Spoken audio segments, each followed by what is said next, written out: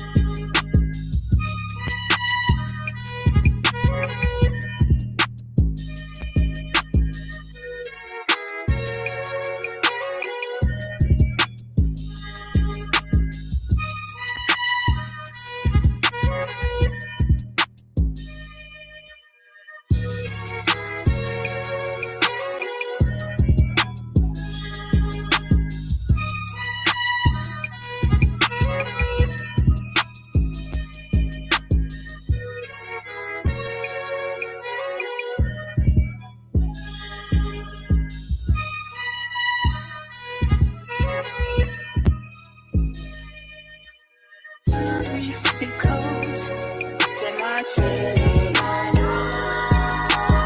merry-go-round rain. Give me reach the coast, they're marching merry-go-round rain. Give me they'll reach the coast, they're marching merry-go-round rain. Give me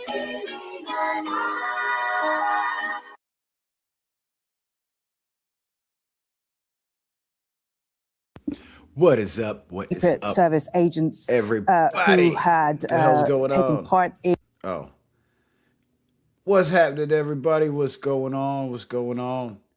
Welcome, welcome, welcome. I'm trying to get this. Well, we don't need that. I actually got the video, so we'll play the video. So we got this. Mic check, mic check. Let me do a quick mic check. Secret Service agents. So we got this other assassination attempt on Trump's life. How about it? How's about it? Now, what the hell's going on? Did they change the way messages get pinned and they put them to the bottom now instead of the top of the chat? Is that what I'm seeing? Because I pinned my links. Never mind. You know what? It's not important. Now I just can't say the black box at the top of the YouTube chat. Now I have to say the gray box at the bottom of the YouTube chat.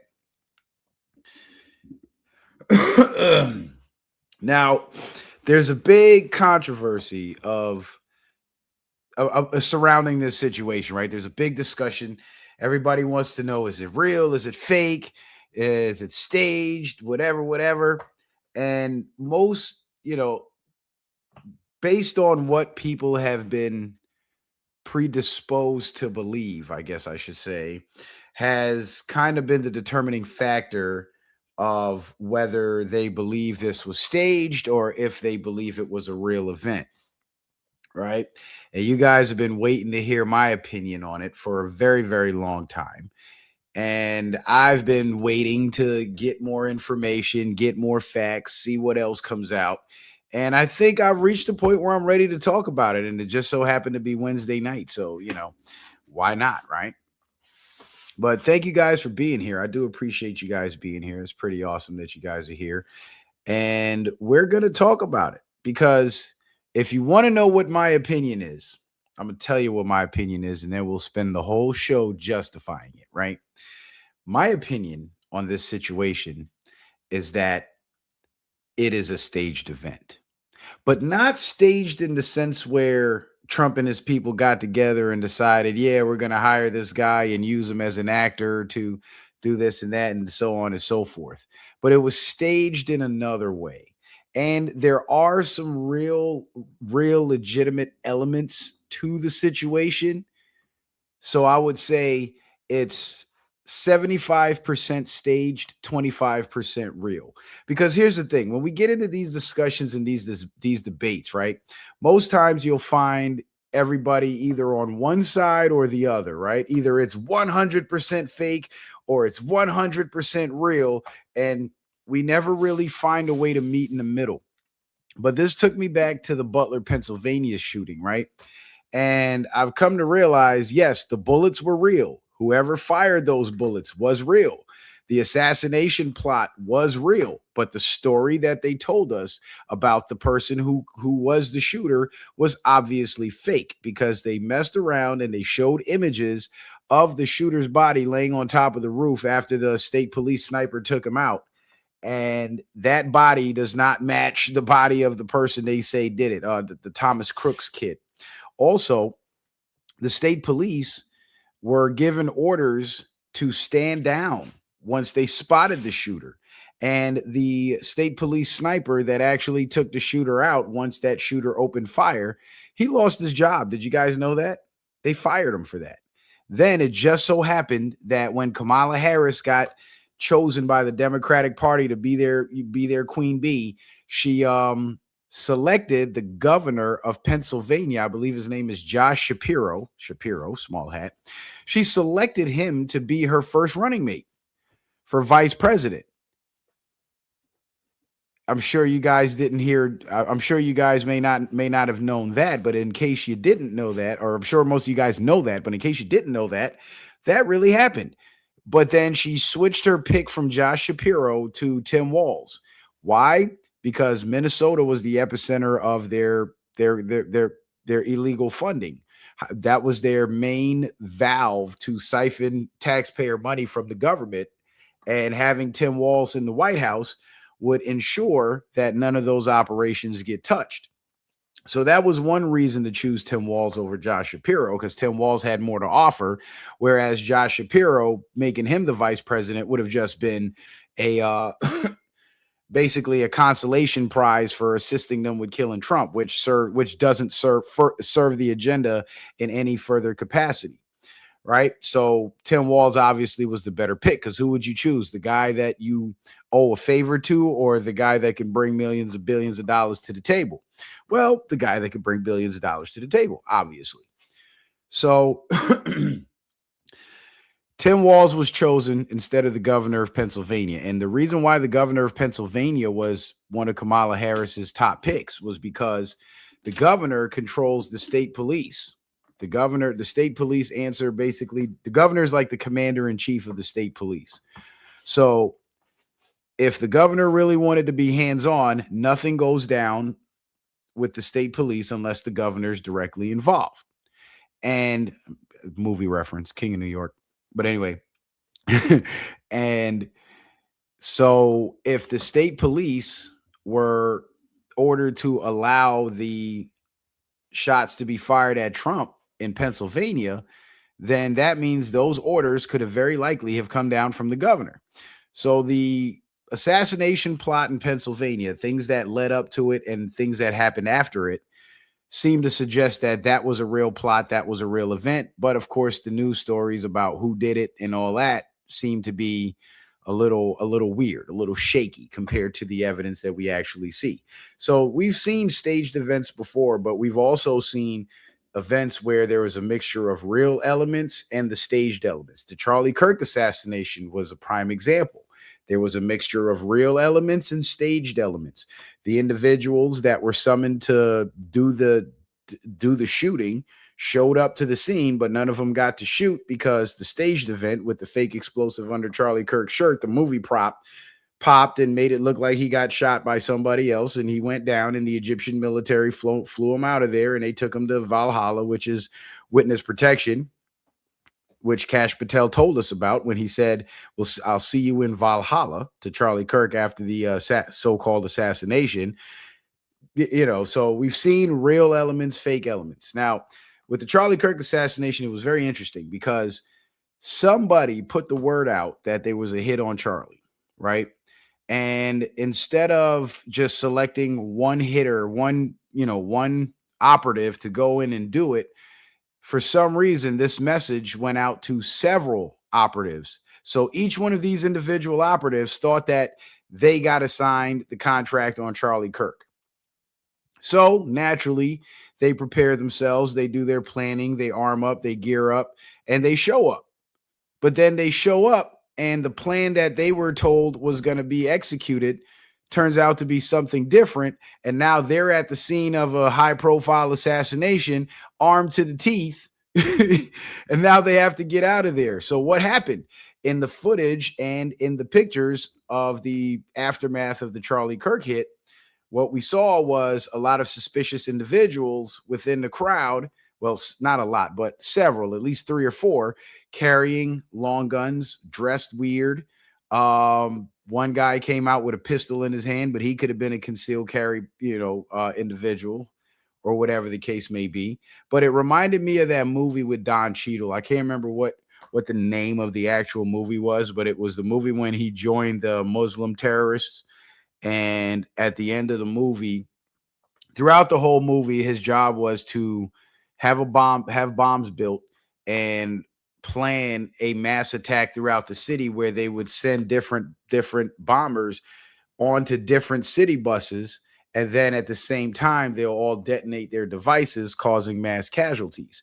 But towards the end of the movie, Don Cheadle got cold feet. And what he did was he sent out the message to all the bombers and put them all on the same bus without any of them knowing. So when it was time to detonate the explosives, no civilians were hurt, except probably just the poor bus driver.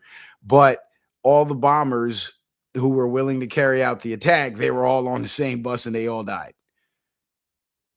So it was like you gather, you round them all up, and then you knock them all down. And that's what happened with the Charlie Kirk thing. Now, with this situation right here, I have a news clip that's 10 minutes long, right? And so before I get into what my opinion is on this shooting, I mean on this assassination attempt, I'm going to go ahead and play that news clip, right? Yeah, I'm going to give you a cliffhanger because you guys really thought I was going to tell you, start breaking it down. But what I'll do is I'll play the news clip and then I'll come back and I'll show some slides and I'll explain my point. But once you guys see the news clip, keep everything that they say in mind. And as we progress through the show, I'll break it all down and show you how everything kind of corresponds with the next. So let's do the news clip. Let's do that. Hey everybody, I'm on camera. I made it on camera. Sort of. All right. It's I think it's it's 10 minutes long. So I'll just let that run, and I might just stop and interject from time to time because I can't help myself. But let's play this clip.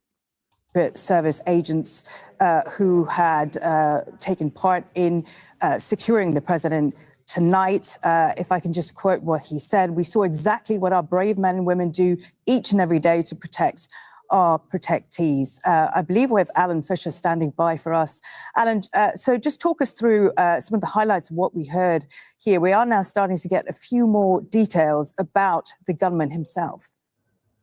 A very unusual night here at the White House. We don't often get the president stepping from an assassination attempt, which is what it appears like on the face of it at the moment, into the briefing room to give. See, I can't help myself. You heard what he just said? An assassination attempt as what it appears like on the surface. You know what that means? That means there's more beneath the surface. And that's what we're going to talk about. The media an update with everyone in their finest clothes with, as he said, evening dresses and tuxedos. The president made it clear that he wanted to continue in the event, but the Secret Service wouldn't allow it. They weren't sure that this was a lone gunman. They weren't sure that the hall was completely secured, and therefore they urged him to return to the White House, which he did. What it appears is that this heavily armed man raced towards a Secret Service checkpoint, and you can see that on the grainy video on the left-hand side of your screen. He was stopped in his tracks by Secret Service. He was also another thing to note, that grainy video they keep showing on Al Jazeera, There's several different videos from several different angles of that same event, and they're much clearer. So I feel like this is a bit Artemis launchy happening here with the grainy video, but that's neither here nor there. Not shot by Secret Service. They took him to the ground. They arrested him.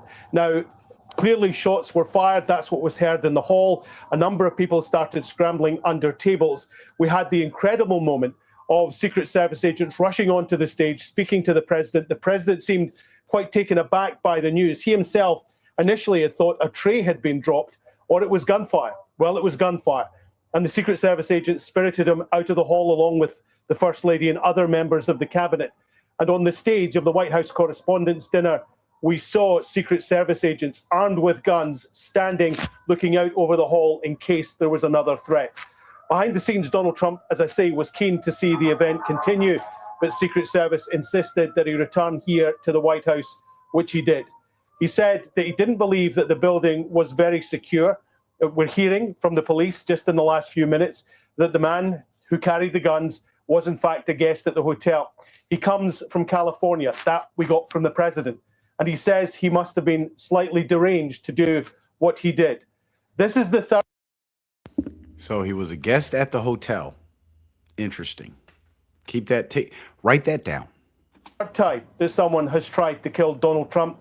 The third time that they've failed because of the smart, clever work, fast work by the Secret Service. And Donald Trump is back here in the White House tonight to be able to tell the tale. Absolutely remarkable series of events. Alan, we also heard from the U.S. Attorney for Washington, Janine Pirro. She said the suspect would now face 2 counts for using a firearm during crime of violence and assault on federal officers using a dangerous weapon. But as you said, that remarkable detail that we got from security officials a little earlier, that this man, this California man that we know, was actually a guest at this hotel. That's going to raise a lot of questions.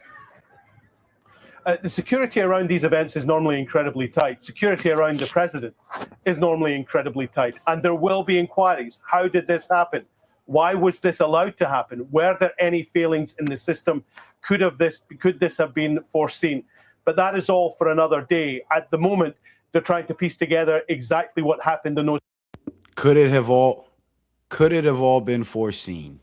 That's write that down too. Frantic few minutes in the Washington Hilton this evening. This Hilton hotel, believe it or not, was the scene of an assassination attempt on Ronald Reagan by John. Historical reference: the same hotel where John Hinckley Jr. tried to hit Ronald Reagan, and Ronald Reagan happens to be one of Trump's favorite presidents, oddly enough. On Hinckley. And here we have, 40, 50 years later, a similar attempt on the life of a sitting president. That attempt by John Hinckley led to a radical overhaul of the way the Secret Service guarded the president. This may well be another occasion. You heard that? The attempt on Ronald Reagan in the same hotel, it caused a drastic change in Trump's security. Write that down too. Where that happens now. Donald Trump says he wants the White House Correspondents' Dinner to go ahead. He hopes to host it, or hopes to be there at some point within the next month. That seems to be the idea of the White House Correspondents Association as well. It's interesting to point out that in his first term, Donald Trump never attended this dinner. Obviously, there has been a tension between him and the media. He decided he would attend this year. He said he had a zinger of a speech ready to go, but his attitude changed slightly in the briefing room. He was very conciliatory towards the press, particularly to the president of the White House Correspondents. All right. So I think we heard enough. I think we've heard enough. Let us go back to the slideshow. Okay, there's StreamYard. And make sure you guys hit that like button. I'm seeing almost 50 people in the house and barely 20 likes. I don't know what's going on, man. Y'all gotta hit that like button, man. So anyway, make sure you guys go follow me on Rumble. We're also live on Rumble as well. And the YouTube content that they take down, or that I'm forced to take down because it's too real for YouTube, you will find it on my Rumble page. So get on over to Rumble.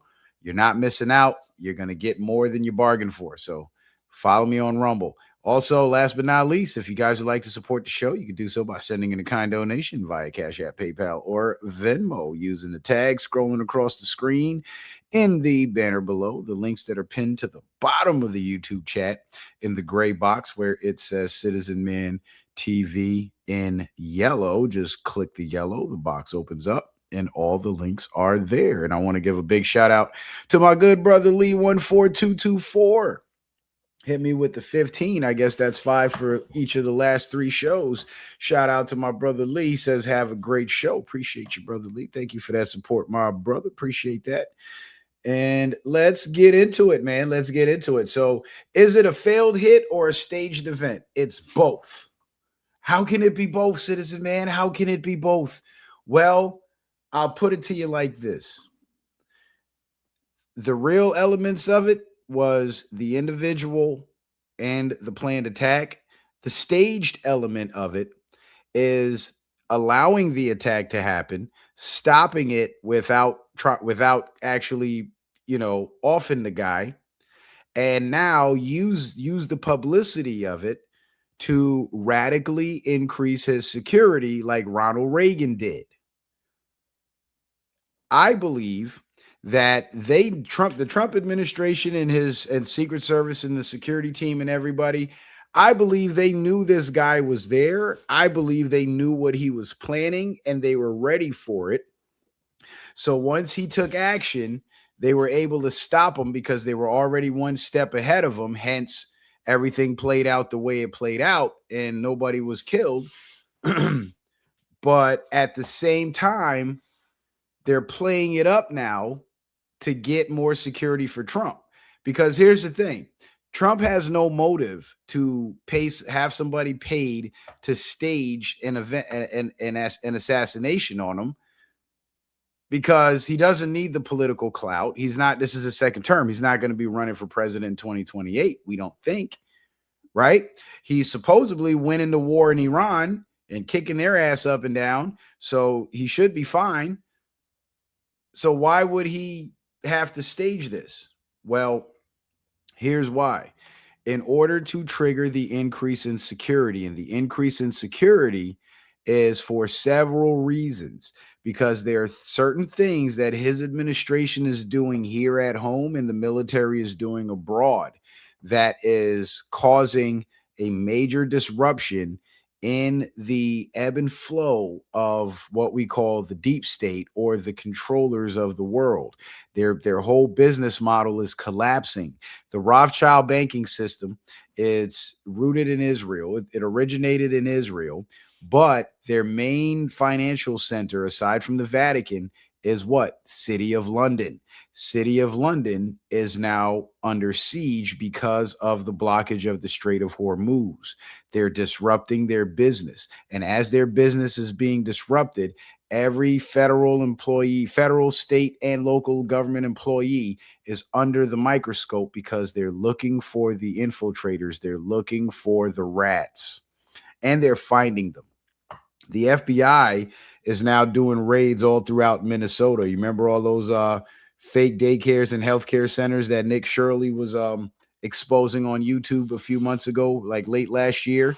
Well, those places are getting raided by the FBI now.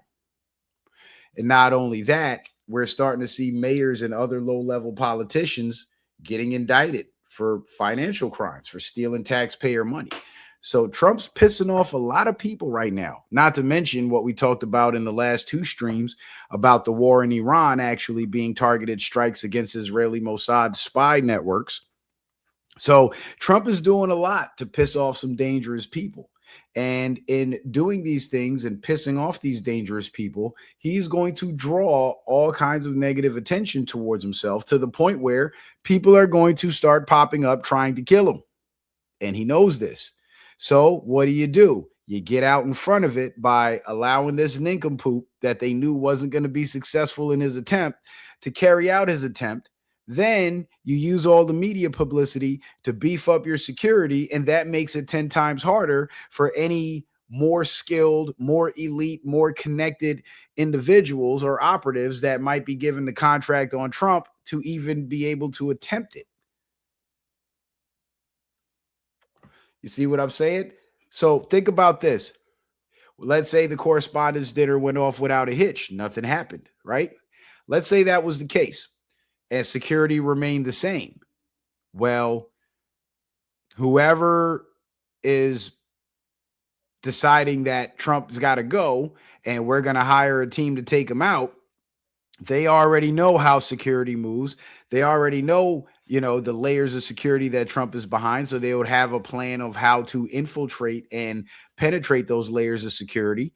And so it would be easier for them to put a hit on them and be successful at it because nothing has really changed with the level of security.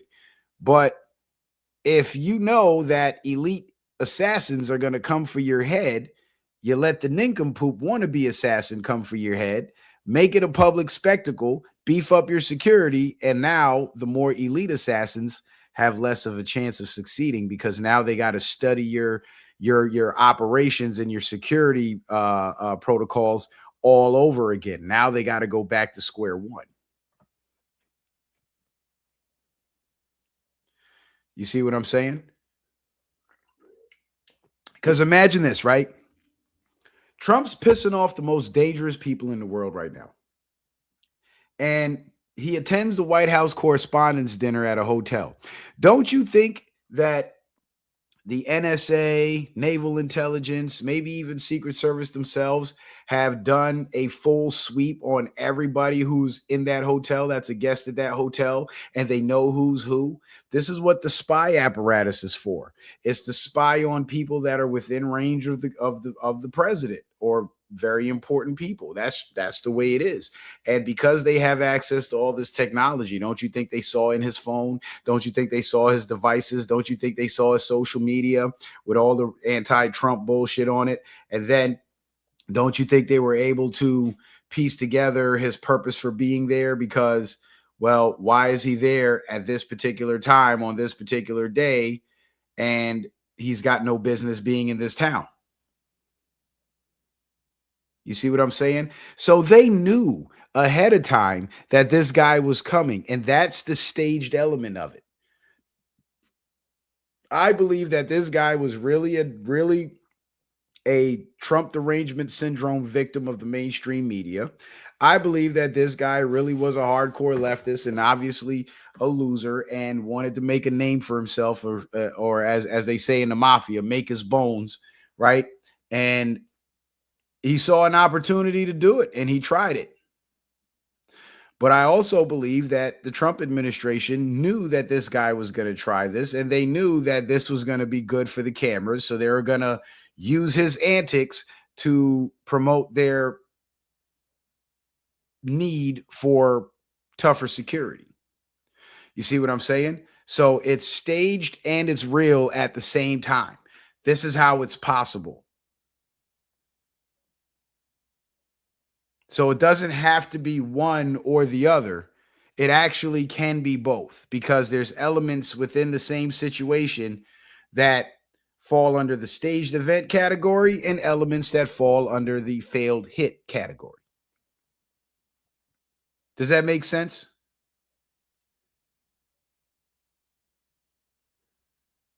Am I making sense to you? I hope I am. I sure hope I am. Hold on one second. I'm getting crazy alerts on my phone right now. And you know what? You guys, man, you guys are lucky I decided to go live because I'm getting some crazy ass job offers right now for projects that pay a lot. But I'd have to sit down and go through the specifics of each one before I decide. And I can't right now because I'm here with you guys. I need to turn off these notifications while I'm live so they don't distract me because I see the notification. I'm like, ooh, money. I gotta quit doing that. But anyway, shout out to Sarah over on Rumble. Sarah says that's the same guy from Black Lives Matter. Yeah, his name was John. There was a judge with the same last name too. Shit, what the hell was his name? I keep wanting to say Goodman, but that's not his name. It was a very common last name. It was Jonathan something. Freak. I know who you talk about, Sarah. I actually saw that guy when I was there on January 6th. But anyway, this event is a mixture of both. It's staged and it's real. Part of it, this guy was a real class act, and the staged part of it was Trump allowing it to happen. Now, to the point of him pissing off people in the world, check this out. Statement of President Donald J. Trump.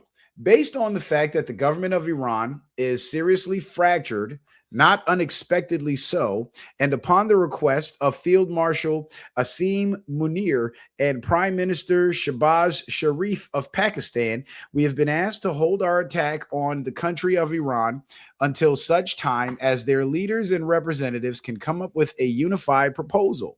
I have therefore directed our military to continue the blockade and in all other respects remain ready and able, and will therefore extend the ceasefire until such time as their proposal is submitted and discussions are concluded, one way or the other. President Donald J. Trump. So now Donald Trump is making deals with he's making a deal with the Iranians. And when he says that damn it, that dude's name just popped in my head again. It was Jonathan. It like came to me and then went right back out. Shit. Now my brain's gonna keep going crazy. Let me see. Hold on. I have to find it now. Sullivan. That was his name. John Sullivan. Jonathan Sullivan. Thank you. Yes, it was John Sullivan. So now, where Trump says that the Iranian government is seriously fractured, it's fractured because the faction of the Iranian government that is made up of Israeli spies, and the faction of the Iranian government that is loyal to the people of Iran are at odds with each other. And the faction of the government that Trump is trying to negotiate with is the non-Israeli Mossad faction, the pro-Iranian faction. And we're basically assisting them in a civil war against the Israeli Mossad spy networks within the Iranian government. Now, I've proven to you over and over again that the Iranian government is packed full of Israeli spies. The guy in charge of the anti-spy agency in Iran was a spy himself, right? He's the gatekeeper to say that guy's a spy, don't let him in. That guy is clean, let him in. But when the gatekeeper is a spy, what do you think is going to happen? Other spies are going to get through the gate. That's the whole point of him being there. So we know that there's an infiltration. And we also know, because of the Trump Jesus meme, what Trump was signaling to us. So he's going, and then his harsh words against Israel when it comes to Lebanon, and which was pretty much a veiled threat, because if Trump says your actions in this country are prohibited and you take action, that means Trump now put himself in a position where he's got to do something to you. So he's publicly now, because he's been privately, secretly behind the scenes pulling the plug on Israel. Now he's starting to publicly do it. And as he does more and more of that and shows his hand more and more, they're going to try to come for him more and more. That's just what it is. That's just the way it is.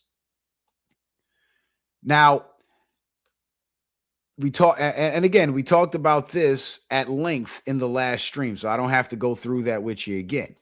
But as far as politicians going to jail, Louisiana mayor arrested by attorney general charged with Medicaid fraud. And you see, this fraud that they're catching all these politicians in is fraud that goes all the way back to the Obama days. Because remember, it was Barack Obama who radically expanded all these social programs. And these Democrats that were in certain offices in certain cities actually set up their fraud networks where they were able to siphon taxpayers' money out of these programs. And they were all doing it, and now they're all getting caught because they're all under the microscope. All government employees, federal and local. Hoodwink. Anti-hate group Southern Poverty Law Center gave $3 million to racists they claim to fight. So I don't know if you guys heard about this, but the Southern Poverty Law Center actually got indicted. Their I guess their board of directors was indicted for this.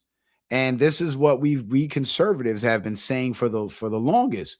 These so-called pro-white white racist hate groups that they keep promoting in the media, these are not Trump supporters. These are left-wing infiltrators who are being funded and supported by other left-wing organizations in order to pose as Trump supporters to sell the narrative that Donald Trump and his supporters are racist. That's what this was all about. Look at this. Southern Poverty Law Center is accused of using donor money to pay actual white supremacists. Right. They were hiring these guys, and these were your paid crisis actors right here. And that's exactly what they did in frickin' Charlottesville, like we've been saying for the longest. And how many of these clowns, these pro-black fools online have been talking about Trump's a racist. Look at Charlottesville. All his followers are racist. Now look, the Democratic Party and the Southern Poverty Law Center were the ones paying these people, because Southern Poverty Law Center is a big donor of the Democratic Party as well. One of the biggest, in fact. Department of Justice charges far left Southern Poverty Law Center, and the SPLC is also a small hat organization, by the way, with fraud, money laundering, manufacturing racism to justify its existence. This is what we've been telling you guys forever. This white racism that they keep promoting in the media, it's fake. You want to talk about staged events? That's how you stage events. Breaking: leftist anti-hate group paid white supremacists to plan infamous Charlottesville rally. Yeah, you remember the white guys with the tiki torches talking about Jews will not replace us? Yeah, they were Jews. They were hired by small hats to go out there and do that stupid shit. And the whole Charlottesville riot was a fake staged event. And we've been saying this forever, and this is the type of shit they've been doing for the last decade to try to convince America and the world that Donald Trump is a racist and his supporters is a bunch of racist rednecks. Crazy. But ain't it funny how so many of us have been saying this for years? Because if I remember correctly, wasn't Charlottesville back in like 2017, 2018? And look how long it took for the truth to come out. But it came out, and we were right all these years. Because I was one of the first ones to catch a whole lot of heat for saying that the Democratic Party and left-wing operatives were the ones that staged the Charlottesville riot. Trump supporters were not involved. The real, true, bleeding heart liberals that were just there to support the Democrats because they believe the Democrats are the good guys, they were not involved. It was the radical liberals and these paid actors that were engaged with one another. And the media used this staged event to paint Donald Trump as a racist when the whole thing was staged. So who are the racists? You got a group going around paying millions of dollars to actors to go around and pretend to be racist against non-white people. That sounds pretty fucking racist to me. I don't know about you, but it sounds pretty damn racist to me. And they used that staged event to lie and say that it was Trump supporters. These were Trump supporters. When in the hell you ever heard of the leftist Southern Poverty Law Center paying Trump supporters anything? Right. Exactly. And just like Charlottesville was staged by paid individuals, January 6th was the exact same thing. Hell, if they did it in Charlottesville, got away with it, and were able to push the narrative, don't you think they would do it again? And they have, because that's exactly what they did on January 6th. And I was there personally at the at the Capitol building, never went inside, just gathered on the steps with the rest of the people who were smart enough not to go inside, and took video. And I have video, and I saw all the Antifa people face to face. I even saw the John Sullivan Black Lives Matter dude and his band of rejects walking around. And I saw them breaking the windows. I saw them going inside the building. I saw the Capitol Police letting them in the building. I saw the Antifa people putting on Capitol Police uniforms in a back alleyway. Police don't do that. And Sarah G over on Rumble, she was there too, because I actually happened to bump into her while I was there.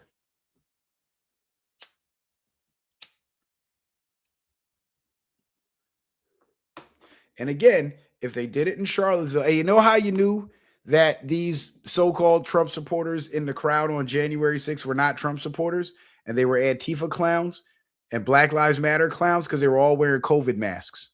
Trump supporters don't wear COVID masks because we didn't believe in that shit. We weren't playing that game. We weren't playing koofball. I had a scarf wrapped around my neck that I would put over my face periodically, but that was just for warming because it was really cold that day.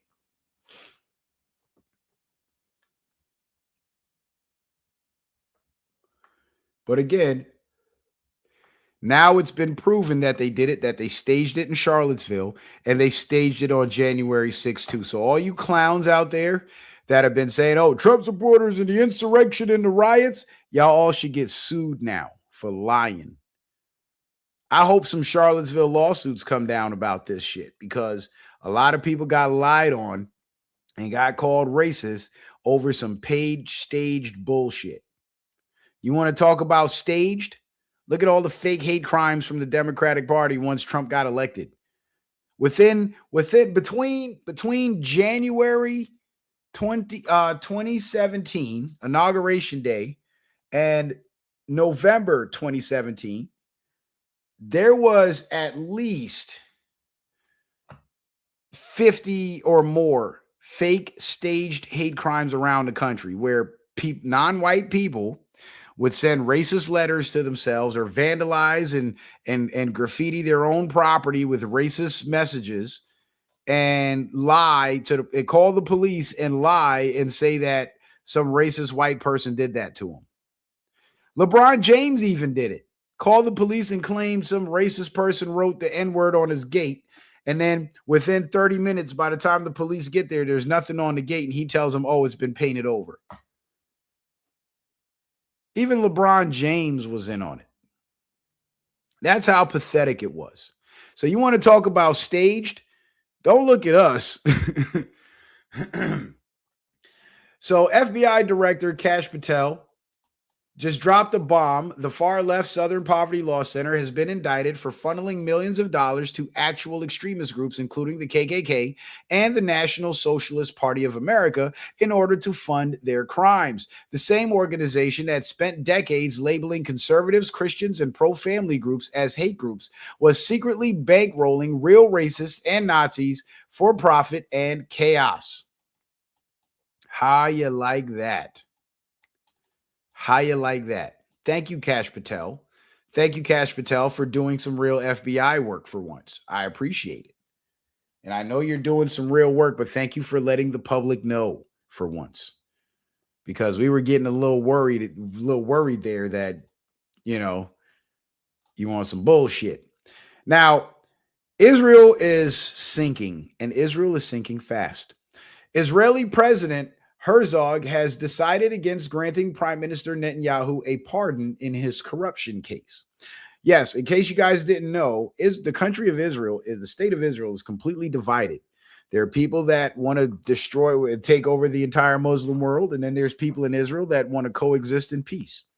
And,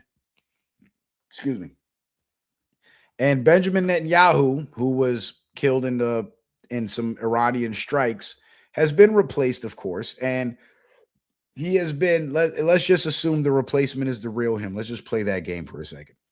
He was charged with corruption, and he was actually on trial during this whole time because of the Gaza thing for corruption within the Israeli government.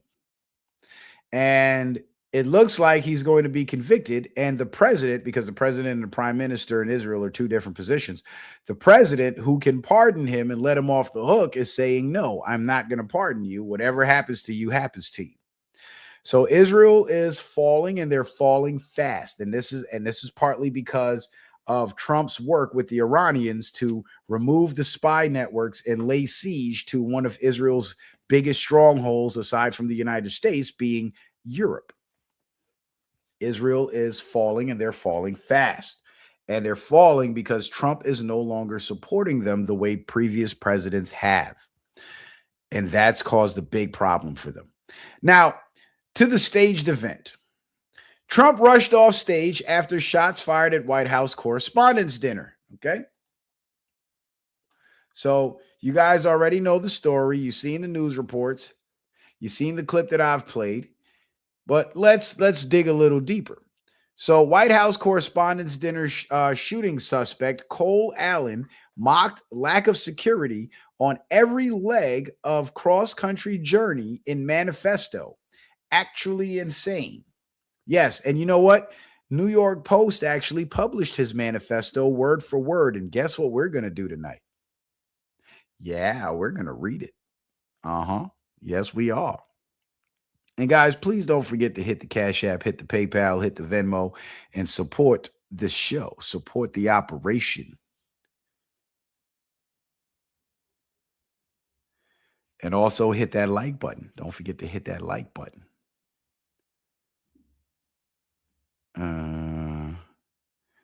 Hang on a second.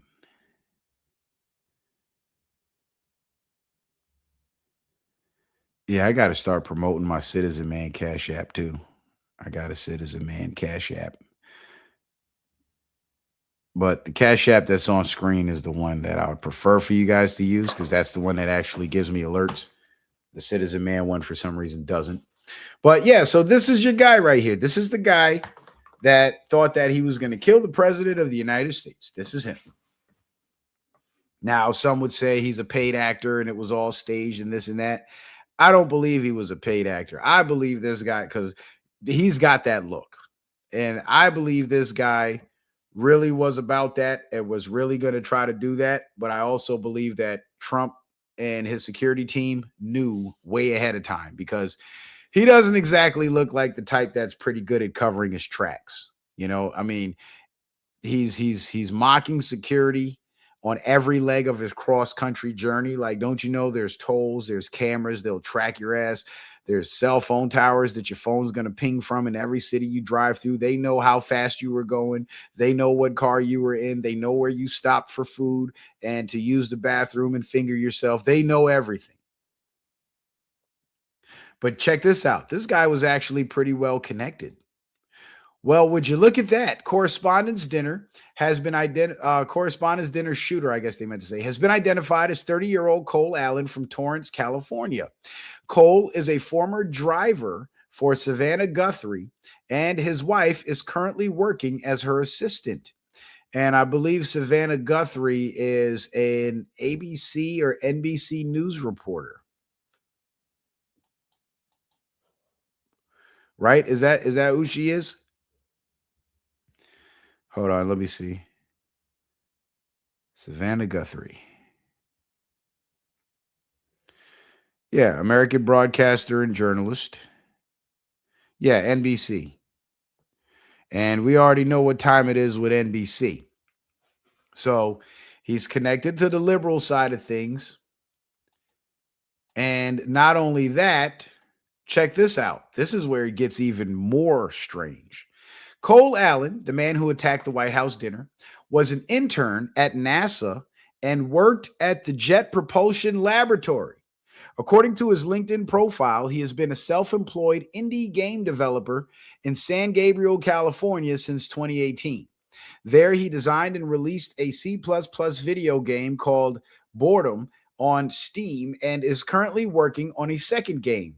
Before that, he worked as a mechanical engineer at a company called IJK Controls from 2017 to 2018, where he handled hardware and software work involving gimbals, laser communication systems, and mechanical components. Or is it gimbals? I'm not sure. While at Caltech, he also served as a teaching assistant, helping with Arduino-based lectures and experiments. Earlier in his career, he held two short technical roles: a mechanical engineering internship at Fluid Synchrony in 2016, and a summer undergraduate research fellowship at Jet Propulsion Laboratory, JPL, NASA's Jet Propulsion Laboratory. In 2014, he worked on computer models of planets orbiting stars.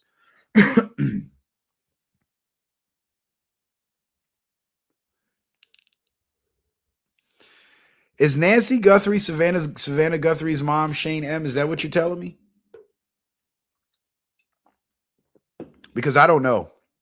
I don't even know if they're related, but they could be. Following the incident, many people on social media began building conspiracy theories, claiming that it happened shortly after President Trump announced that the U.S. government would soon release UFO files and that officials had found many very interesting documents. Well, we know that ain't it. While the two events may not be connected, the timing has led some UFO enthusiasts to interpret them through that lens. You see, now they're throwing in the UFO conspiracy, but I mean, the UFO narrative, but I'm not even going to go down that road because I know that's all bullshit. But he is well connected and he has worked for the government before, which means that if somebody in high places wanted to, I don't know, put a hit on Trump, they would know who to call. Because if he worked for these people and worked with these people, then these people know him. And they also know how stupid he is. So he would be the perfect candidate. And I don't know if you guys realize this, but those small-time independent game developers, a lot of those guys, those games make a lot of money, but during the development process, those guys be broke as a joke. And I'll tell you right now, if this guy had anything constructive going on in his life and he wasn't a broke bum, he wouldn't even had time to even consider doing a hit on the president. But because he was broke, it was easy to recruit him. And I believe he was recruited.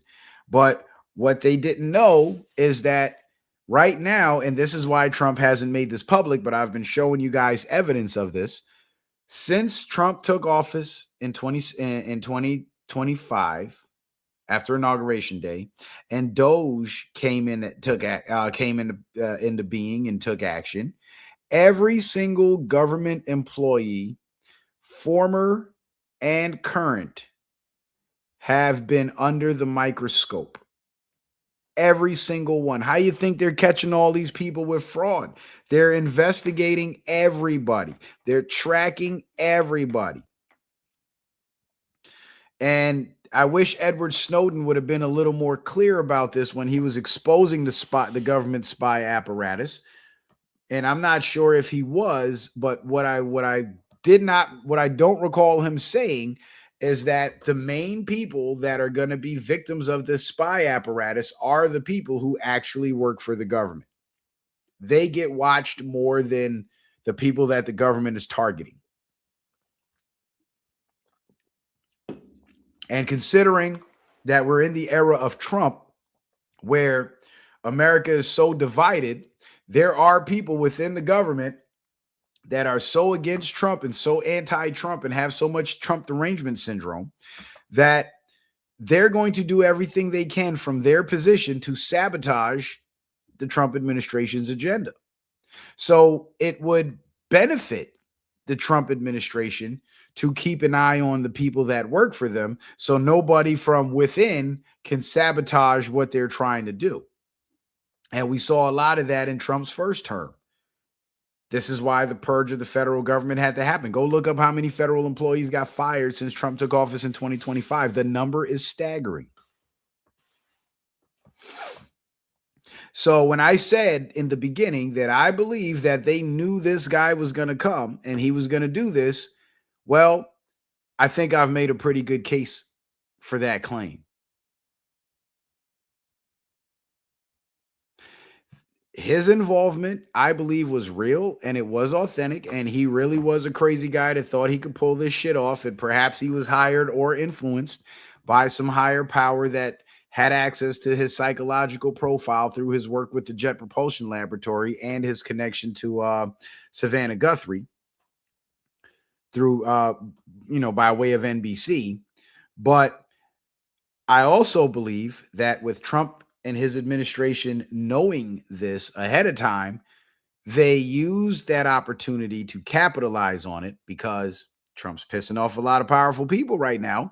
And so he'll need added protection because if he were to try to beef up security right now without this staged event, right? Without the staging of this event, I should say, then there will be a lot of questions. Well, why, Trump? What are you so afraid of? Why do you feel so threatened? And then there would have to be some sort of explanation, because if there were no explanation, that would cause people to start looking and digging deeper, and then they'll start to realize, oh shit, he's working against Israel.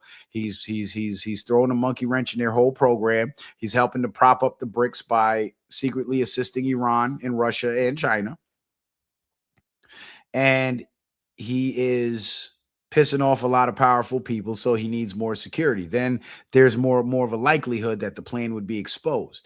But if you capitalize on this crazy guy trying to kill you and you make a big news spectacle about it and have the media report it as a failed assassination attempt, guess what? You use that real event to stage your victimhood. You use your staged victimhood to now justify the increase in your security. The increase in your security now works as a countermeasure against the powerful people that you're pissing off. You see how you see how it all just fits so perfectly together?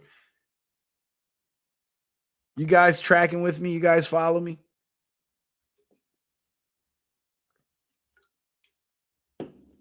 And I believe that's what's going on here.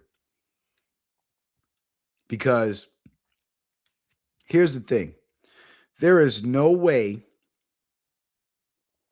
that this guy, this crazy dude, had anything to do with Donald Trump. That worked for Donald Trump, worked with anybody connected to Donald Trump. He was a hardcore leftist. And I'm sure you guys see the anti-Trump hatred all over YouTube every day. Like the people who don't like Trump, there's nothing that Donald Trump can do, no matter how beneficial it is to the country, that they will give him credit for. Everything that he does has to have some sort of negative anti-American agenda behind it, some nefarious agenda behind it, even if they're supposed to be deep thinkers, but they only scrape the surface to prove their point, which I explained in the last stream is intellectually dishonest. They will do that to justify their hatred for Trump. There's no quarter when it comes to Trump. So they're all going to say it's staged and he staged it for some nefarious reason. But when you really look at the big picture and what's actually going on, what Trump's actually doing, what security has actually been doing, and who the people are that actually hate him, you start to realize that, hey, there's something amiss here. Something's wrong because there's too many elements of this event that appear to be real for me to say it's 100% staged. But there's also elements of this event that are obviously staged, so I can't say it's 100% real. So now I have to settle somewhere in the middle. And when you look at it from that perspective, it actually makes more sense. This guy was a crazy loon leftist that thought he could kill Trump. Trump's people knew he was coming. They were ready for him. He shows up. They stop him. Big news spectacle. Trump gets the security that he needs. No questions asked. It's actually quite a pretty good plan. And you would think with all the security, with all the prior attempts on Trump's life, because it wasn't just the two that we know about. Those are just the two that got reported in the news. But there were several. You would think that Trump would already have beefed up security. He would already know who's coming within 100 feet of him or his property or his location. You know, you would think that they would already have a have a beat on any potential individuals that show signs of radicalization on the internet and whatnot. So how could they have allowed this breach in security to where this apparently heavily armed, not so heavy man was able to penetrate the security checkpoint and not die?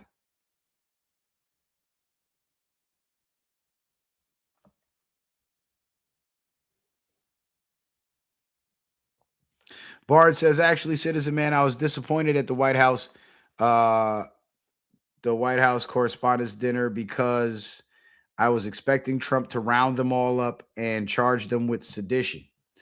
I think that's going to happen because remember, Barnes, in the news, I don't know if you were here in the beginning of the show when I played the news clip, but in the news clip, it said that Trump is going to continue having the White House Correspondents' Dinners and he's going to continue showing up. So I think there's a possibility that that might still happen. It's just going to he's got to soften them up to it. So he's got to have several correspondence dinners. Everybody shows up. People get comfortable. Nobody goes to jail. Nothing happens. And when everybody's comfortable and they think it's all good, bam, you know? So don't rush the plan, man. Everything happens in due time. Everything in due time. But I believe that this guy was really out to do Trump harm, and Trump knew he was coming. They knew. They knew he was coming. Now, as far as the staged elements of it, look at this. This is funny because there's a similar picture like this from Joe Biden's inauguration in January of 2021. And everybody's standing in the crowd with their COVID masks on, and way out in the distance, there's this blurry image of what appears to be Trump at Biden's inauguration, which I thought was funny.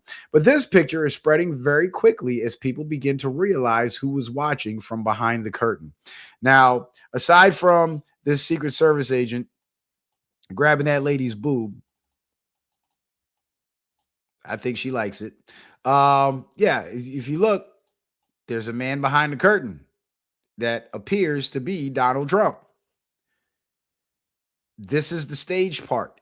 They supposedly rushed Trump out of the building, got him to safety, but Trump's standing there behind a non-bulletproof curtain watching everything go down. It's obviously being staged at this point. And Trump is in no danger because I don't see any security personnel anywhere near him. But allegedly, there was an armed individual coming there to kill him. So again, they knew that this guy was coming. That's why Trump was calm when it was all going down. And they knew what was going to happen. And they were ready for it. Even like before the Correspondents' Dinner, Carolyn Levitt, the press secretary, the White House press secretary, she made a statement. I believe it was to Fox News. And she said, there's going to be shots fired tonight. And I think she was saying it in a sense of like, there's going to be jokes cracked on people by shots fired. But she literally said shots fired and then they were shots fired. So she said it like it was tongue in cheek. But I believe that she was telling people ahead of time, like, we already know what's about to happen. But that doesn't mean that the whole thing was 100% staged. But it does mean that the aftermath was staged. So this guy, this crazy dude, basically gave them everything they needed to justify Trump, Trump wanting more security. You feel what I'm saying? So when I say this event was staged, I'm not saying it's 100% staged, but what I am saying is that okay, we don't need that anymore. What I am saying is that the news reporting and the way they're playing it up is definitely staged. The fact that they let this guy live is definitely staged. Let me see something. I'm trying to search something up real quick. Cole Allen manifesto. There we go. So they actually have his manifesto online and they got it pretty damn quick. I must say. I got it. Oh, Shane M says that was his wife. Oh, okay. Well, that makes sense. That's why he was grabbing her boob and she seemed to like it. She's like, ooh, shots fired. Ooh, grab my titty. Gunshots make me so hot. Grab my tit, honey.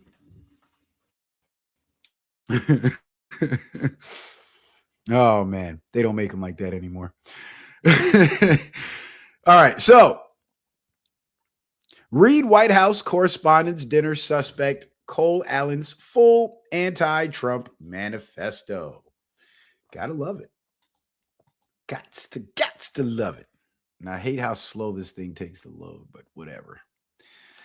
Let me see if I can make it a little bigger. Is it getting bigger?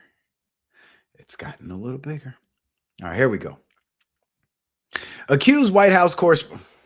Fucking New York Post. Accused White House Correspondents' Dinner gunman Cole Allen sent a sprawling manifesto to family members about 10 minutes before Saturday's attack, sources told the Post.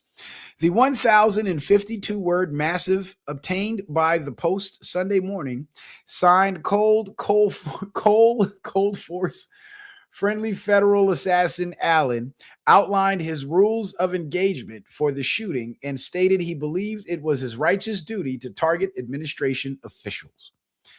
Cold Force friendly federal assassin. Any grown man that gives himself a nickname, something's wrong. Like, ladies, if you meet a guy and he's like, yeah, my name is Derek, but they call me Big Shoes. Like, why, bro? Just be Derek. Just be Derek. Like, you were Big Shoes when you were 11 and you were 5 feet tall because you had weird big feet for 11-year-old. Okay, you're fucking 45 now. Stop it. So anyway, Cole Allen's manifesto in full. So let's read the manifesto. Hello, everybody. So I may have given a lot of people a surprise today. Let me start off by apologizing to everyone whose trust I abused. Okay. I apologize to my parents for saying I had an interview without specifying it was for Most Wanted. I apologize to my colleagues and students for saying I had a personal emergency. By the time anyone reads this, I probably most certainly do need to go to the ER, but can hardly call that not a self-inflicted status. So I guess he was presuming that he would be shot at some point. I apologize to all of the people I traveled next to, all the workers who handled my luggage, and all the other non-targeted people at the hotel who I put in danger simply by being near. I apologize to everyone who was abused and or murdered before this, to all those who suffered before I was able to attempt this, to all who may still suffer after, regardless of my success or failure. I don't expect forgiveness, but if I could have seen any other way to get this close, I would have taken it. What the fuck is this? Again, my sincere apologies. On to why I did any of this. I'm a citizen of the United States of America. What my representatives do reflects on me. Not very politically astute, apparently. And I am no longer willing to permit a pedophile, rapist, and traitor to coat my hands with his crimes. You see that? So, pedophile. He believes the fake narrative, which we debunked over here, and several other content creators have debunked on their channels.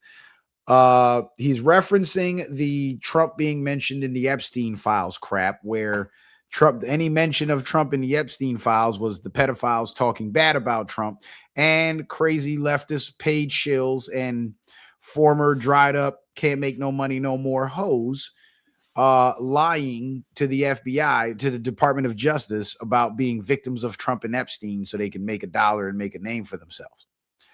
Rapist, that's the E. Jean Carroll bullshit, which is about to be thrown out if it hasn't been already in the courts. And traitor. They call him a traitor because, again, they're buying into the whole Trump is owned by Israel narrative, which is good. That's what they're supposed to think as he works against Israel.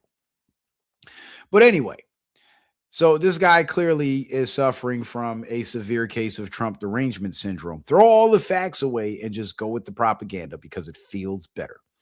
Well, to be completely honest, I was no longer willing a long time ago, but this is the first real opportunity I've had to do something about it.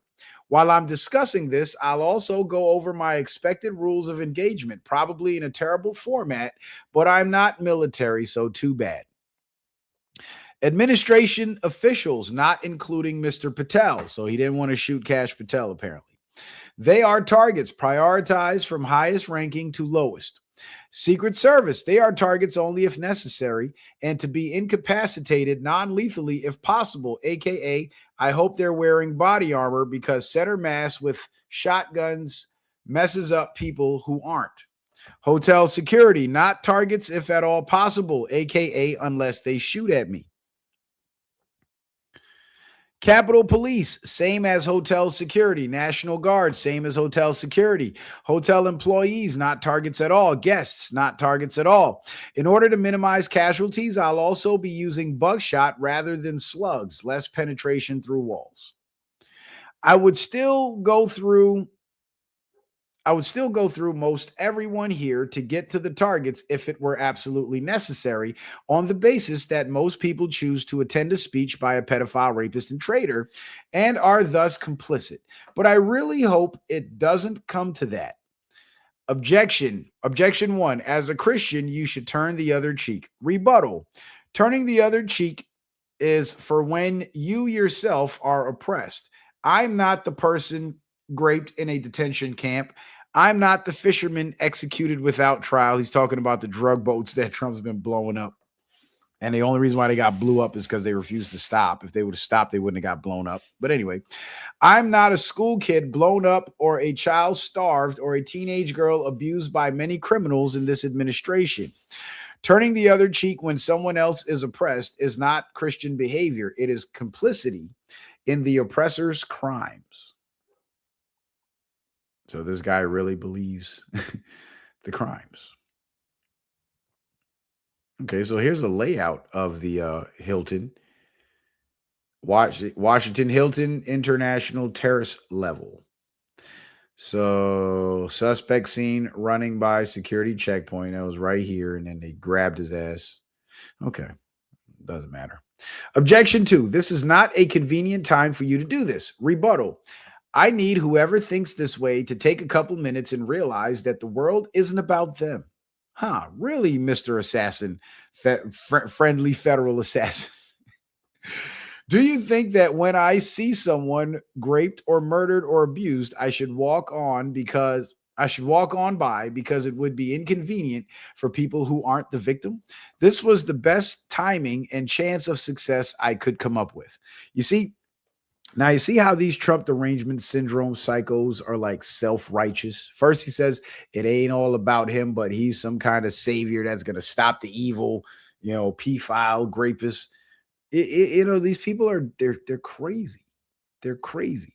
And they have no one in their lives that show them any love or appreciation or validation. So they resort to doing psychotic shit like this because it makes them feel good and it makes them look cool. And they think it's cool. And that's basically what we're witnessing here, as evident by his scribblings in his manifesto. Okay, so objection 3, you didn't get them all. Rebuttal, got to start somewhere. Objection 4, as a half black, half white person, you shouldn't be the one doing this. Rebuttal, I don't see anyone else picking up the slack. Right, because not everybody is a psychotic TDS victim like you are, pal. Objection 5, yield onto Caesar what is Caesar's. Rebuttal, the United States of America are ruled by the law, not by any one or several people. Insofar as representatives and judges do not follow the law, no one is required to yield them anything so unlawfully ordered. I would also like to extend my appreciation to a great many people since I will not be likely to be able to talk with them again unless the Secret Service is astoundingly incompetent. All right. That rifle looks pretty incompetent, don't it? Swiss cheese your ass. Thank you to my family, both personal and church, for your love over these 31 years.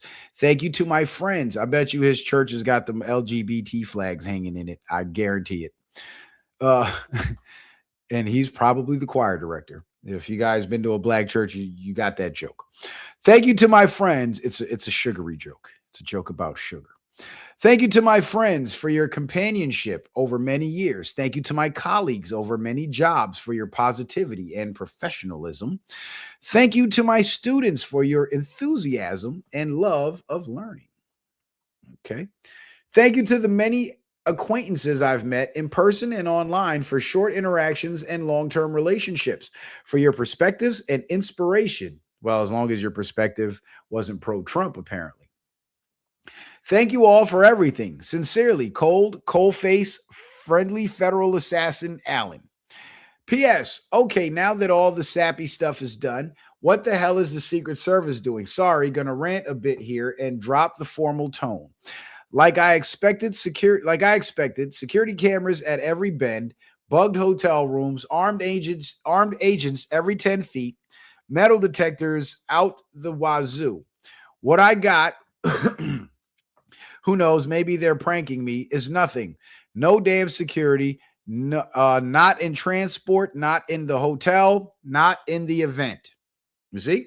So they knew he was coming and they cleared the way for him, because normally they would be security in all these places. So he wasn't wrong to expect security cameras at every bend, and what he's talking about here, bugged hotel rooms and armed agents every 10 feet. He's not wrong. That's what should have been there. But the fact that that wasn't there means that they were allowing him to do what he did, allow him to feel emboldened so he can go make an ass of himself, provide Trump with the shots and the camera, the camera angles, so he can make the case for added security.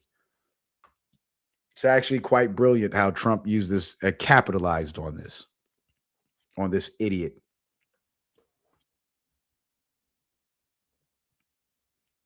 Carl Beef says, why did they get JD out so fast, but it took so long to get Trump? They got JD out because JD, I don't know. Let me start by saying that I don't know. I'm just speculating, but I believe that it's possible that JD Vance didn't know that this was going to happen. Maybe he was kept in the dark about it. So they had to get him out of there, get him out of not harm's way, but get him out of the camera shot as quickly as possible, for fear that he might say or do something that may indicate what the plan was, because he didn't know. So I don't think he was in on it. Okay, like the one thing that I immediately noticed walking into the hotel is the sense of arrogance. I walk in with multiple weapons and not a single person there considers the possibility that I could be a threat. The security at the event is all outside, focused on protesters and current arrivals, because apparently no one thought about what happens if someone checks in the day before. Like, this level of incompetence is insane.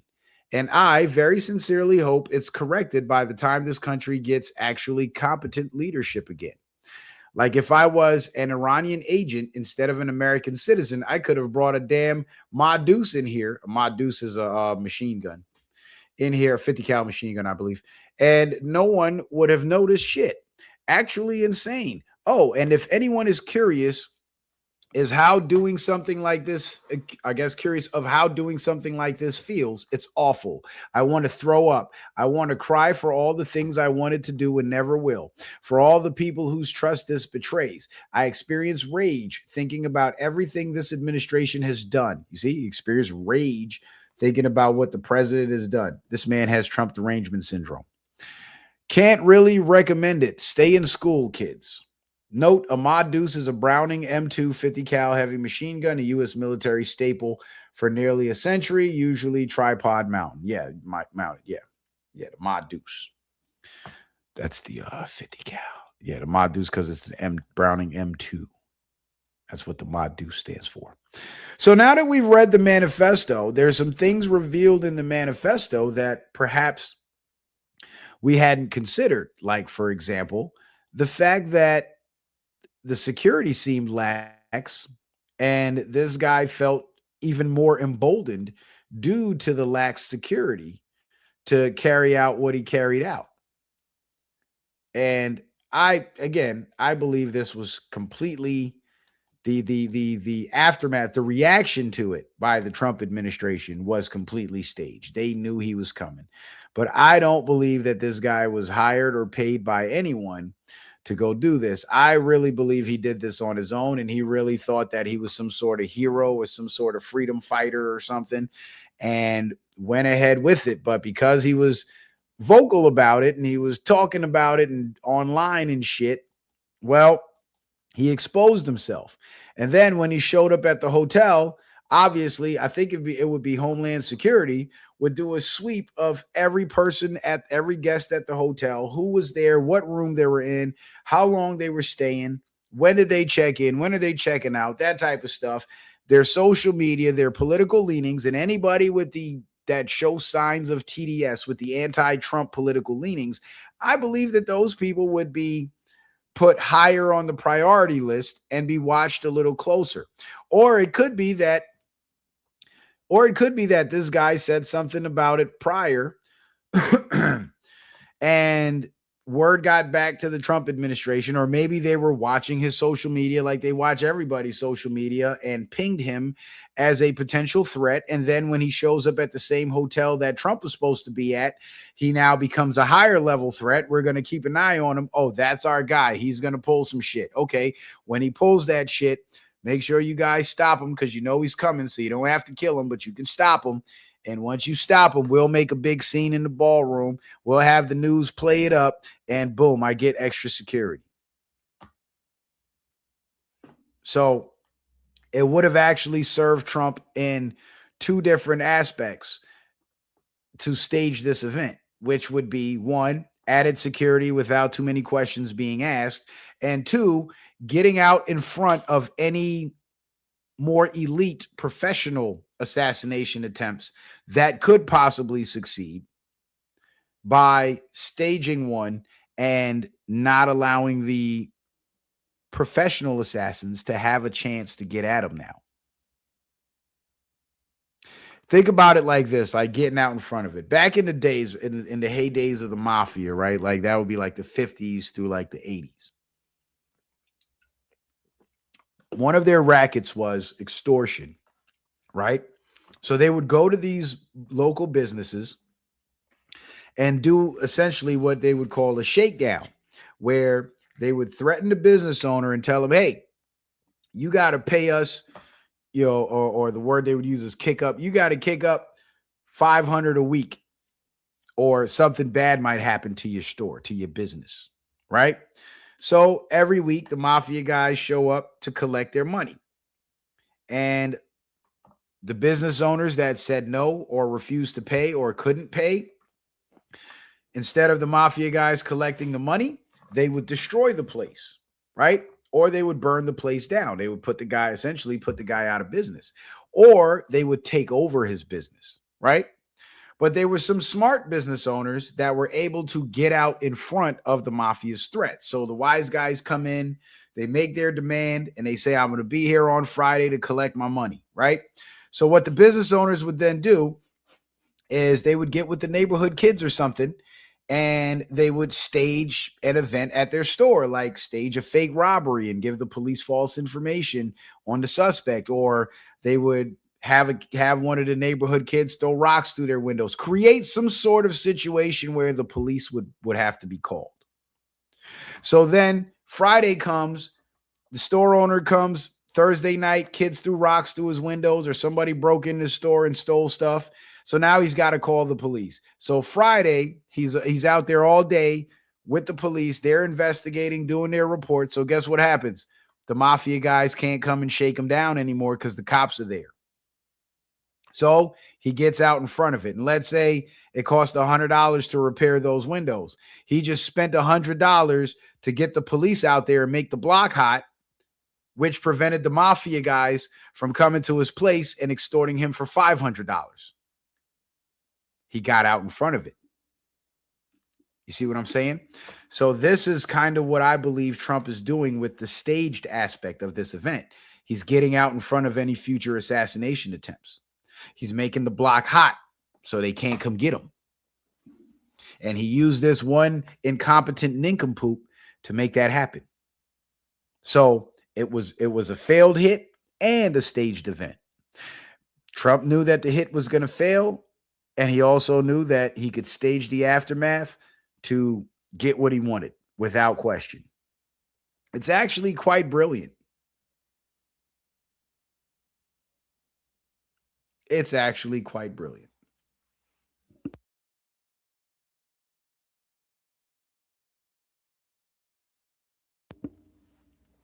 So what do you guys think about that? What do y'all think about that theory, I guess?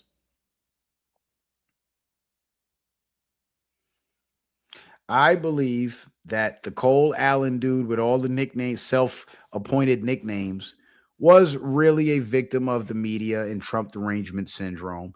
And he really was radicalized, and he really thought that this would be an opportunity to try something.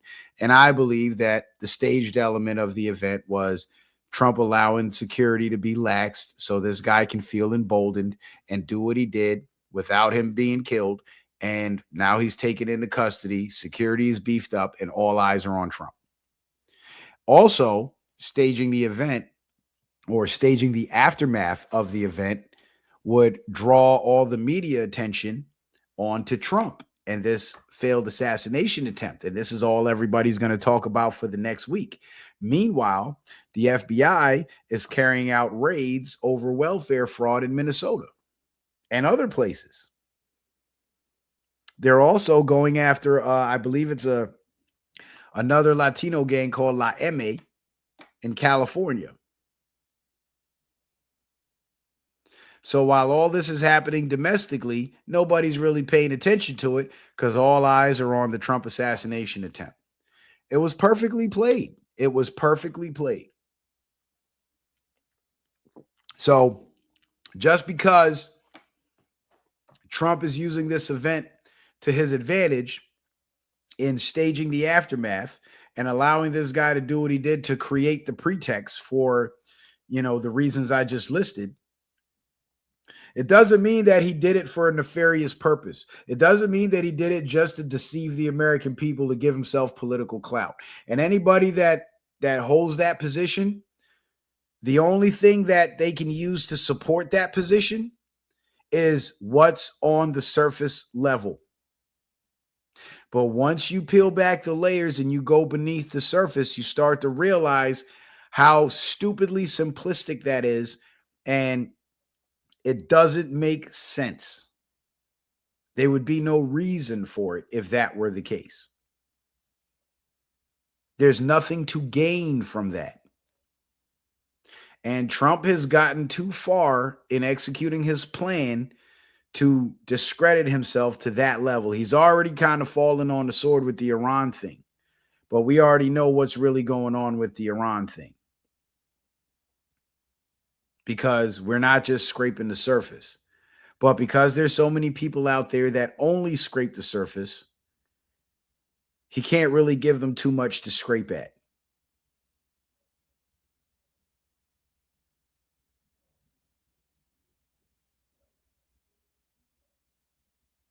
Because he would lose more credibility. So if he's going to go to these lengths to stage this aftermath, it has to be for a very, very serious reason that ties into moving the agenda forward. And part of moving the agenda forward is insulating himself. How do you insulate yourself? You beef up security. How do you justify beefing up security? You let some crazy person that wants to kill you try to kill you. That's how.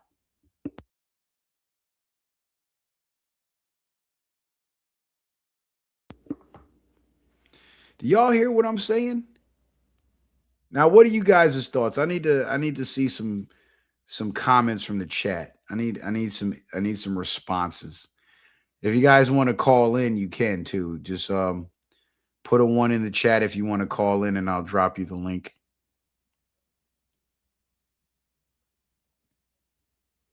Just let me know, man. Just let me know. And I think I've been taking too much time off because not a damn soul hit the cash app, man. Not a damn soul. Nobody hit the cash app. And I'm sad. I'm sad. I'm deeply saddened by this. I'm more saddened by that than this fool trying to kill Trump.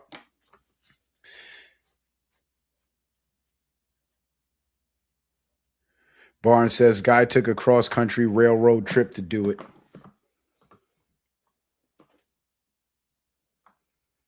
Yeah, man. Yo, it's funny. This is way off subject, but I was kind of in the death scroll the other day, and Diala said, don't be sad. Man, rent's due Friday. Y'all ain't hitting the cash app. I'm sad. And I'm just joking. I got my money. I paid that shit a week ago. But anyway. Anyway. What the hell? Oh, I was scrolling and I came across this I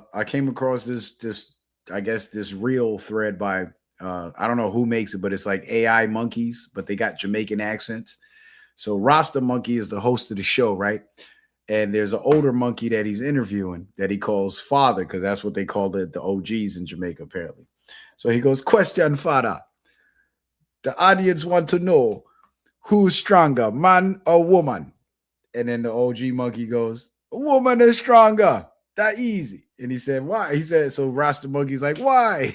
So OG monkey is like, he's like, it takes 6 men to carry his casket and only 1 woman to put them there. I said, damn. Oh, man. I said, damn. Yeah, I appreciate you, Kelly. It's all good. It's all good. I said, that's cold-blooded. That is cold-blooded, but it's so true.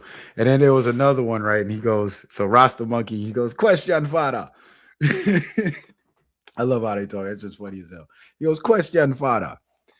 Why do married men gain weight and single men stay skinny? And then and so the OG monkey goes, oh, that's easy. Single men go to the fridge, don't like what they see, and go to bed. Married men go to bed, don't like what they see, and go to the fridge. I said, damn, that is cold-blooded. I'm going to have to clip some of those for y'all. Y'all got to see that shit. That shit had me laugh. I was in the house by myself, cracking up laughing. My neighbors probably thought I was nuts. But that shit made my day. I was like, God damn. And then I thought about every married man I know, and I'm like, wow. That is so true. And I remember my dad when him and my mom were married, and I was like, damn. Because as soon as they divorced, he slimmed down. I was like, what the hell's going on here? Why couldn't you do that when you were married? Oh, that fridge kept calling. Got it. But anyway, let's get back on. Let's get back on track. So, long story short, another attempt on Trump's life. Was it real? Was it staged? And why? Well, the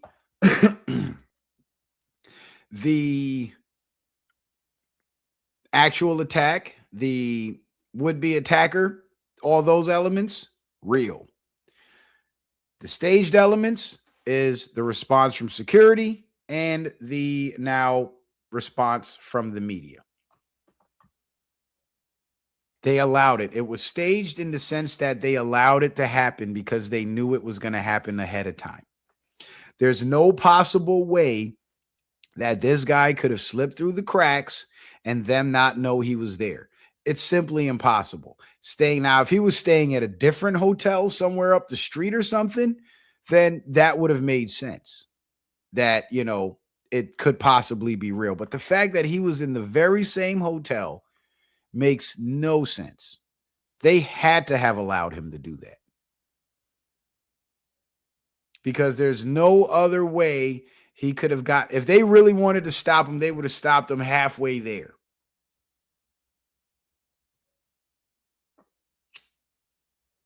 You know what I'm saying? So the staged aspect of it was them allowing it to happen and playing it up in the aftermath. The real element of it is the dummy that got himself caught up.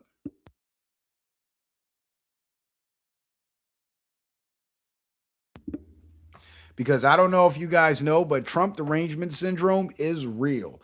And the people who suffer the most severely from it do have a tendency to get violent. I've been watching this whole political climate for the last 11 years since 2015. And it's always been the left with the political violence consistently for 11 years without fail. Okay. So it's not beyond the realm of possibility that this guy was another Trump derangement syndrome, mainstream media, fake news victim that got radicalized and brainwashed into believing that sacrificing his life for something stupid from media propaganda would do anything to change anything. These people are really out there and they really do exist. Now, there's other people that don't like Trump and don't support Donald Trump, but they're not radicalized, they're not violent, and they're not really suffering from Trump derangement syndrome, but rather they just believe the mainstream propaganda. They're just victims of mainstream propaganda, but they're not radicalized to the point where they feel the need to become violent activists. You see what I'm saying? And those are the people that I would rather have a conversation with, because as deranged as their beliefs may be and as diluted as their thoughts and impressions and ideas may be, at least they're willing to have a conversation and violence is not on the table. But when it comes to these absolute psychopaths that are radicalized by the mainstream media, violence is always the answer. And it's funny how it's always the weakest, most shrimpiest, most corniest, pussiest motherfuckers that are always quick to get violent. That blows my mind. But I kind of understand why, though, because the weakness in their bodies, like look at this dude. Let me go back to the look at this dude. He does not have an ounce of physical strength. Okay. And the weakness in his body is a reflection of the weakness in his mind.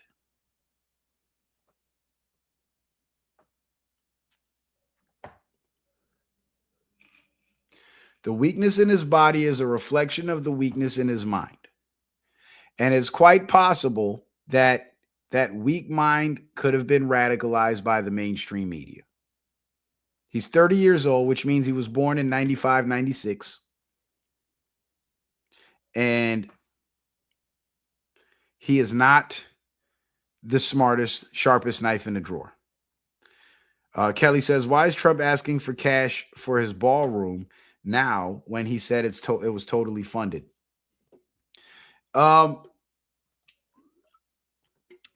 That's a good question, Kelly. But I would say this. He's probably asking for cash now after he said it was totally funded because of some events that occurred between the time where he said it was totally funded to now, right? And the way construction projects work, they have to keep a tight schedule. The longer the project takes is the more expensive it becomes.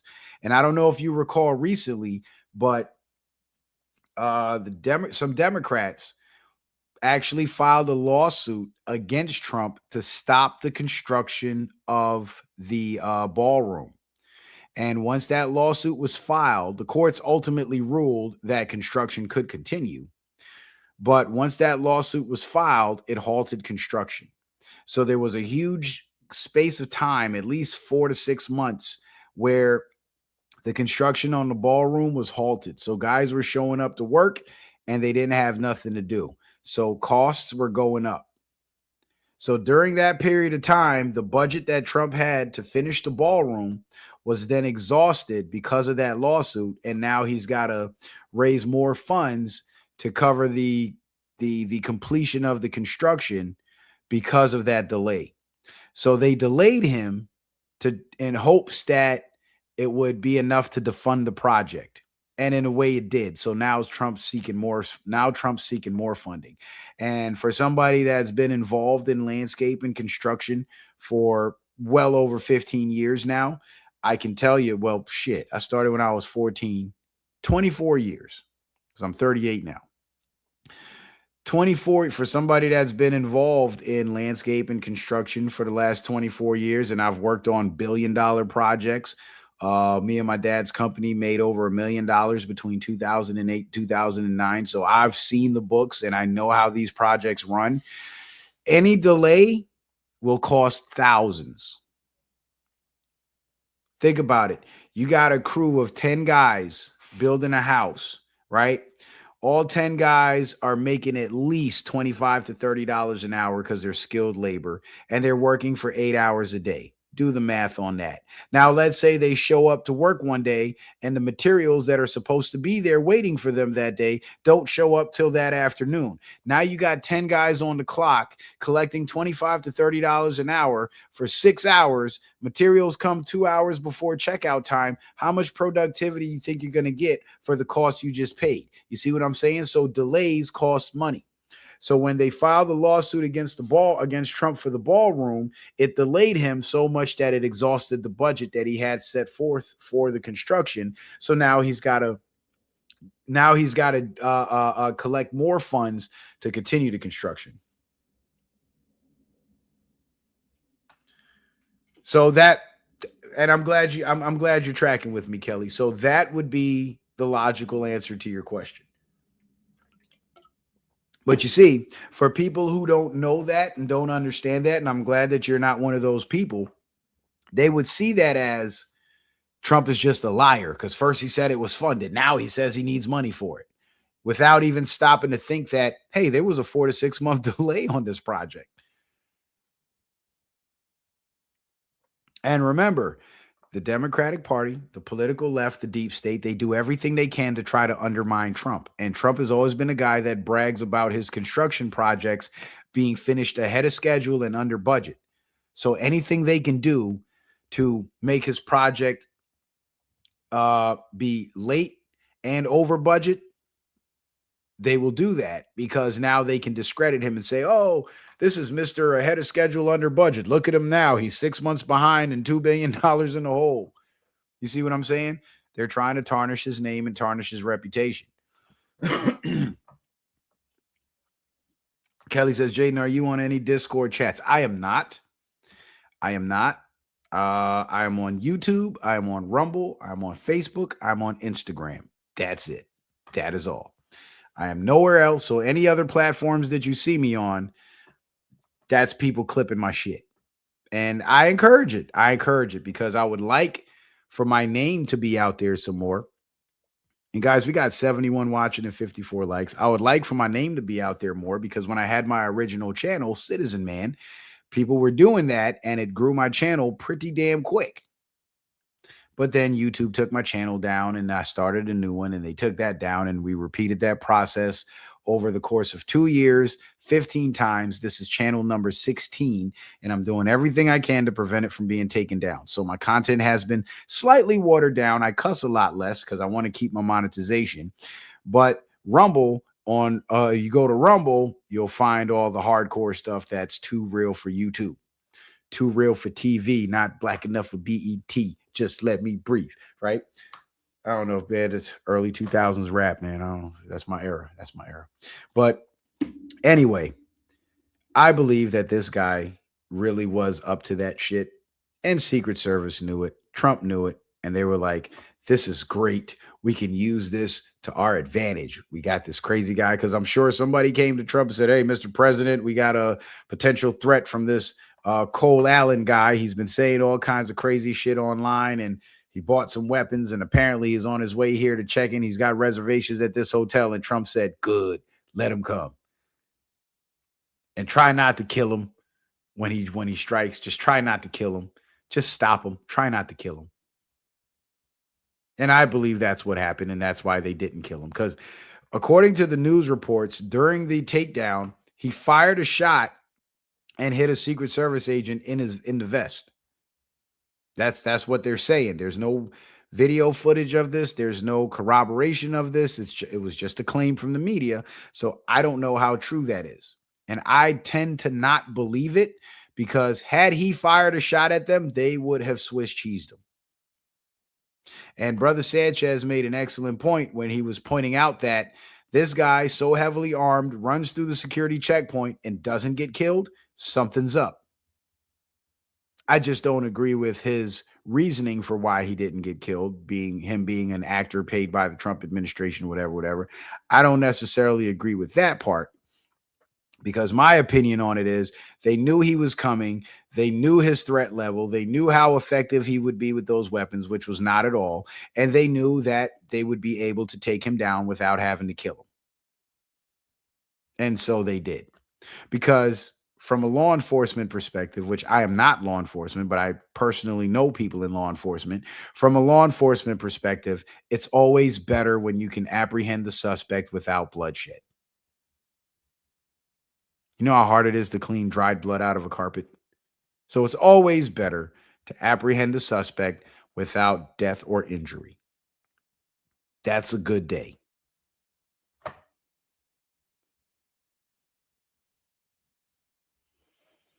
Really, Kelly, Discord will help grow my channel. You see, the thing is, I don't really have too many other social media accounts because I barely have time for it nowadays. You know what I'm saying?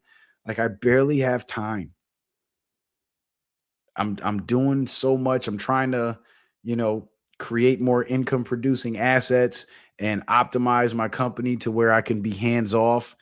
And it's a lot of work because I'm transitioning from being out in the field to being in the office.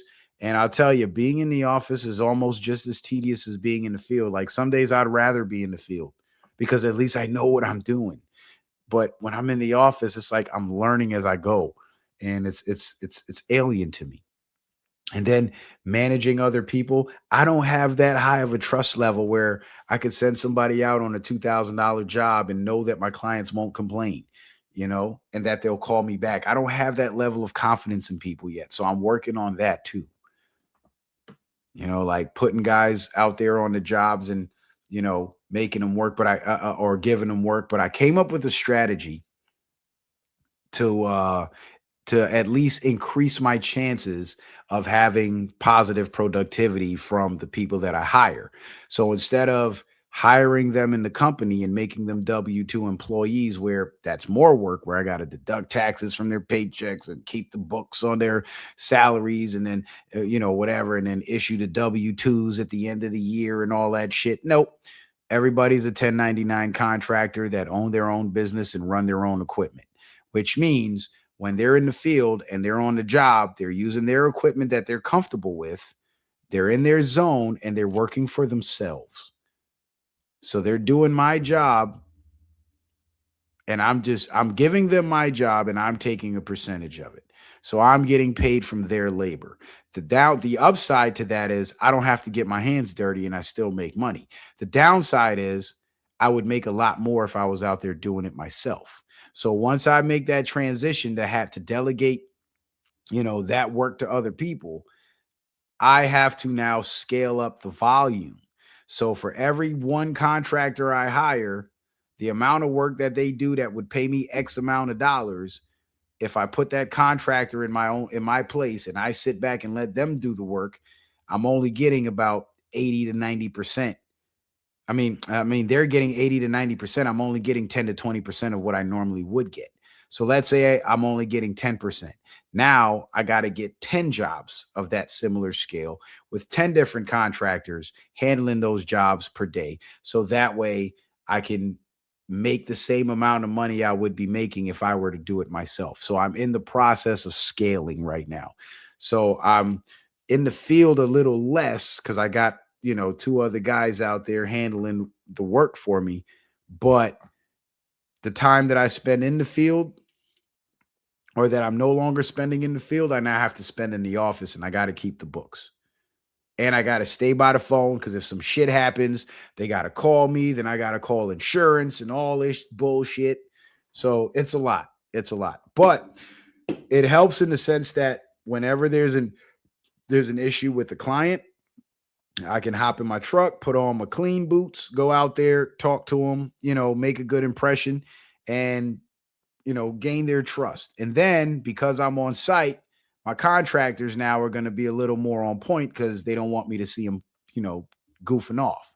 So that's good. And I try to hire guys that are like independent business owners, like sole proprietorships that either work by themselves or work with one other trusted person to ensure the best quality of work. Because when you start putting W-2 guys out there and there's 4 guys per truck or whatever, that's when you get a lot of fucking off, a lot of slacking off. You start getting customer complaints, and now you're paying all this money for shit that you could have done it yourself and done it right the first time. Now you got to go out and do it yourself anyway. So you just paid somebody to do this job that you're now back out there doing. Like, it makes no sense. But when you hire independent contractors, 1099 them and let them run, you become their client basically, and they serve your clients. That tends to produce better results because now they have a vested interest in the success of this job. You see what I'm saying? So they got skin in the game. They're trying to make a name for themselves now and build their reputation. And all I'm doing is profiting from providing them the opportunity. And it's funny. I was talking to my brother the other day, and we were laughing about it. And we were talking about back in the day when we used to, run the streets and sell drugs and shit. And he used to deal with the coke and the crack, and all I saw was weed. And I was explaining to him, what I'm trying to do with the company now. And he starts laughing. And then I go, I don't know where this came from, but I just go, ain't that funny how I went from selling work to selling work? I don't know if y'all got that.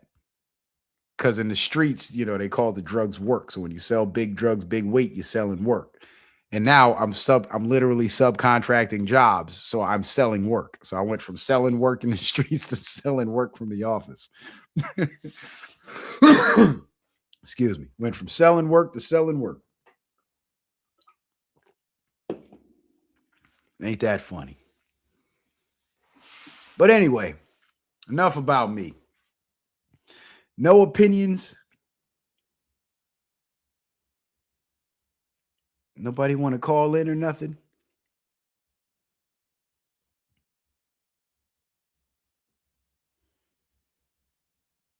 Oh, man. So yeah, I'm in a bit of a transition period, and that's part of the reason why I've been missing for so long. Because I've had my studio, back up and running for several weeks now, for about 2 weeks now. I just haven't had the time to really sit down and do nothing. Because every time I open that computer, there's invoices and there's proposals to write and there's jobs to examine. Just like in the beginning of the show, I was just looking at other jobs, thinking who can I sell this work to? And I just had to pass on them because I was like, you know what? Now's not the time for that. Turn off work, turn off the work mind, and let's do the podcast. So I got to focus on the podcast. And I think I've done a pretty good job at compartmentalizing those two things. So, just bear with me, guys. Just bear with me. I'm trying my best here. And y'all hit the like button. We got 72 watching and 56 likes on YouTube. What is happening? And Rumble, y'all doing me dirty too. We got 5 likes on Rumble and 15 people watching and 1 person commenting in the chat. Like, what's going on? You know what? I'm going to have to get back on schedule and get back here on the regular because I know y'all miss me because I miss you guys too, man. Like it feels so refreshing just to be able to be on here and share my opinion. And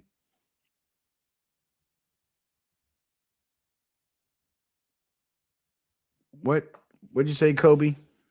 They let him in the door. Kelly says, if you're on Discord, you can interact with your members here and promote. It won't take too much time. Trust me, it's a winning combo. I'll look into that. Free Thinker says, flat motherfucker power, peace of love to the chat. Salute, citizen man. Salute to you, Free Thinker. Yeah, Kobe, I'm glad you're back, bro. You guys want to know a funny story? For those of y'all who may not know who Kobe is, Kobe came in here trolling one night, right? Like he started off as a troll that didn't like me, didn't rock with me, didn't support the content. And I decided to use a different approach because for those of you who do remember, I used to go in on the trolls. Like I would run them off, block them, all kind of shit, right? And for some reason that night, I don't know, maybe I hadn't had enough to drink or smoke at that point, but I felt a soft spot in my heart to Kobe. So I reached out in love. I responded with love and kindness and peace. And he never left. He started showing up and actually supporting it on points that we disagreed on. He actually was able to disagree without being disrespectful, and I couldn't do nothing but respect it. So shout out to Kobe, man. Kelly says, you do well defending your opinions. Yeah, I wish everybody thought that. If only my ex knew that or felt that way, perhaps my opinions would have mattered a lot more. But it is what it is. Thank you, Kelly. I appreciate that. And that's why I rock with y'all, man. You guys have been rocking with me for years. I've put it like this. I've had a longer relationship with my YouTube audience than I've had with any woman that's ever been in my life. And I don't know if that's a problem or if that's a good thing. I'm still trying to figure that out. I'm not sure. But what I have also learned, though, is once you start doing podcasting and you go down a path that involves sharing information with the world that could potentially affect the outcome of certain events in the world, like sharing the truth when the media is intent on lying to you, and you start challenging those large entities that normally would control the narrative, it becomes a very lonely road because it involves a lot of time, a lot of energy, a lot of cognitive bandwidth that most people just don't have. So it's like it takes a special skill set to be able to swim in that ocean and survive in that world. And I've been fortunate enough to be able to do that, but it ain't easy, man. It ain't easy. And it's hard to have a relationship or have a family, so to speak, when this is the path. It's like one or the other. Either be a working schmuck with a family, or you get involved with world events and putting out your own narratives and building a name for yourself. It's one or the other. You can't do both. And this is why a lot of the guys on social media who are married and have families, one, you don't see them that often, and two, their content tends to be very surface level and watered down because they don't have the time to put such deep thought into it. They just get on there, report the news, give their opinion on the news, and that's it. But when you're doing what I'm doing, where it's deep research, connecting the dots, tying events together, explaining the unexplained, shit like that, it takes a lot. It's a lot more intense, and it takes a lot more focus and a lot more action. It's like they say, saving the world will cost you everything. And boy, oh boy, if that ain't the truth. But I don't mind, though. I don't mind. I don't mind it because I'd rather carry this burden than carry the burden of trying to please an unpleasable, miserable biatch. I'm sorry, but I'd prefer this stress over that stress any day. I'd rather save the world than try to save a woman that don't want to be saved. It's a lot. It's light years easier because at least in this realm, there's people that will actually listen to you and people that will actually hear you and you actually get a sense of appreciation. You walk away feeling appreciated, like I accomplished something, I educated somebody, rather than walking away feeling like this motherfucker didn't hear a goddamn word I just said. You know what I'm saying? So as weighty as the burden is, Kelly, it's a lot lighter than other burdens I've carried.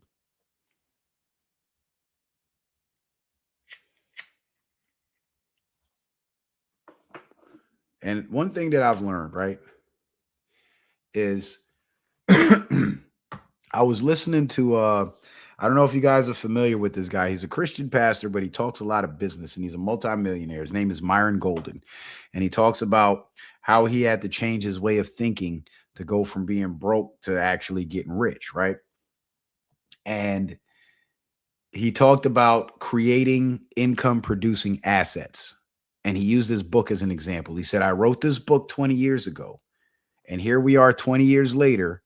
I've only wrote this book once and it's paid me $80,000 a year for the last 20 years. That's amazing. And anybody can do it. He said you can create an online affiliate account, drop links on your social media. And, as long as you can get people, as long as you can sell the products, people will click the link and they'll buy the products and you'll get paid from that. That's an income producing asset, something you own and control, but you don't have to be hands-on with, and it pays you. High yield savings account, money market accounts, long-term stock purchases and Fortune 500 companies, that type of shit. And I realized that in a lot of my relationships, I've always had the issue of not spending enough time or not being as available for my partner, right? For my woman. And it was always because I was hyper focused on creating income producing assets. So it was like I wanted to be able to have the money to fund our lifestyle and have the time to enjoy that lifestyle with my partner, right? But in order to have both, you have to sacrifice both for a time. So you have to spend time working on building this asset. But while you're working on building this asset, you're putting money into it, but you're not getting anything out. It's not until that asset is completely built and implemented that you'll start getting the money out. So during the process of building that asset, I didn't have the money to afford, the complete lifestyle. We were living pretty comfortable, but I didn't have the money to afford the complete lifestyle, nor did I have the time to spend with my partner. And she couldn't understand that level of sacrifice where I'm sacrificing the money and the time now. So in the near future, once those assets are built and they become profitable, we'll have the money and the time. You see, this is why so many people find themselves in situations where they're working overtime, working weekends, all this shit, and they got the money, but they don't ever have the time. You see, because they're sacrificing the time to make the money. So they get the money, but they don't have the time to enjoy it. And then there's other people that spend all their time with their partner and they be broke because they're not doing anything to make the money. They're sacrificing the money in order to spend time with their partner. So they end up broke, but they got all the time in the world. So the formula is you sacrifice the time and you sacrifice the money so you can have both in the future. And I've come to realize that a lot of women especially don't understand that because it's in a man's nature to build. The man is the natural builder. The woman is the nurturer. She nurtures what the man builds and she nurtures the man as he's building. But the actual process of the building, it takes a special kind of woman to really understand that this is what my man is doing. He's sacrificing the time and making the money in order to build something that's not only going to afford us the time to spend together, but also the money to enjoy that time.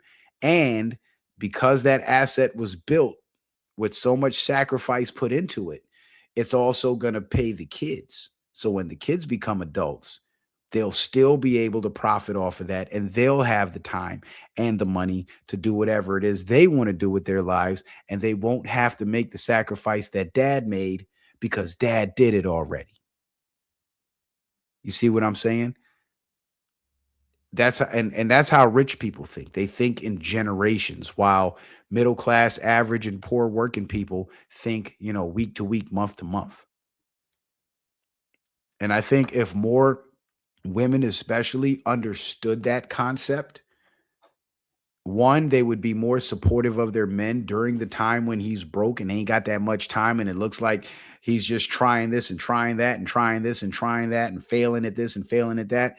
She'll be more supportive of him because she'll be backing him while understanding what it is she's supporting.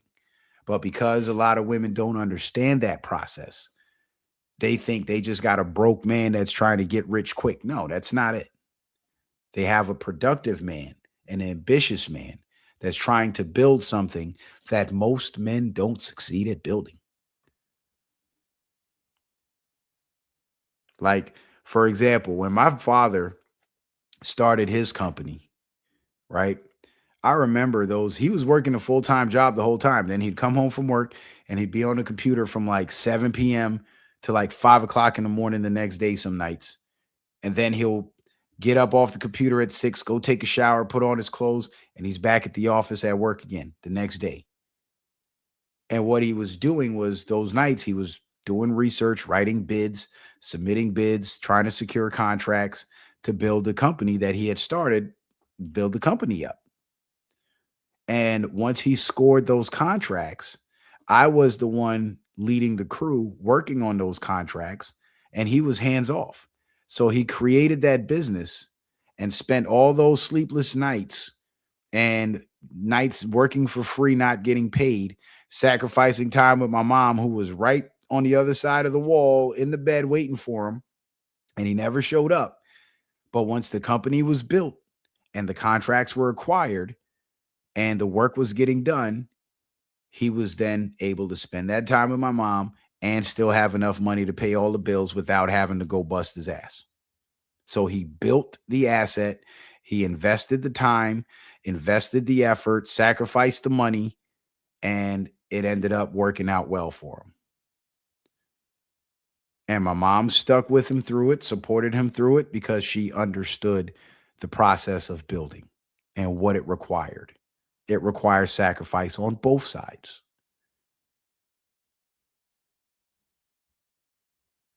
But let's say my mom was one of those women that didn't understand that. Then she would be complaining to him about being up all night on the computer and not making a dollar. So while he was under the pressure of maintaining his regular job and trying to build his company, he would also now have this added stress of an unhappy wife. But my mom made sure not to do that to him, so he could then focus all his energy on building the company, which turned out at some point before the divorce to be wildly successful. Now, in my situation, in my last relationship, I didn't have that luxury because my woman didn't understand that. My woman wanted the time and the money right then and there. And she couldn't understand that that's not how life works. And she's never built anything, never created any businesses or anything like that. She's, worked a regular job her whole adult life. So that's all she knows. So she doesn't understand the business side of things. And there was no way for me to really explain that to her because I can't give you a lesson, a full college level course on business administration while trying to build my own business administration. I can't do that. Either you're going to understand and roll with me and trust that I can do this shit, or you're going to get the fuck out of my way and go find what it is that you're looking for elsewhere because I ain't got it right now.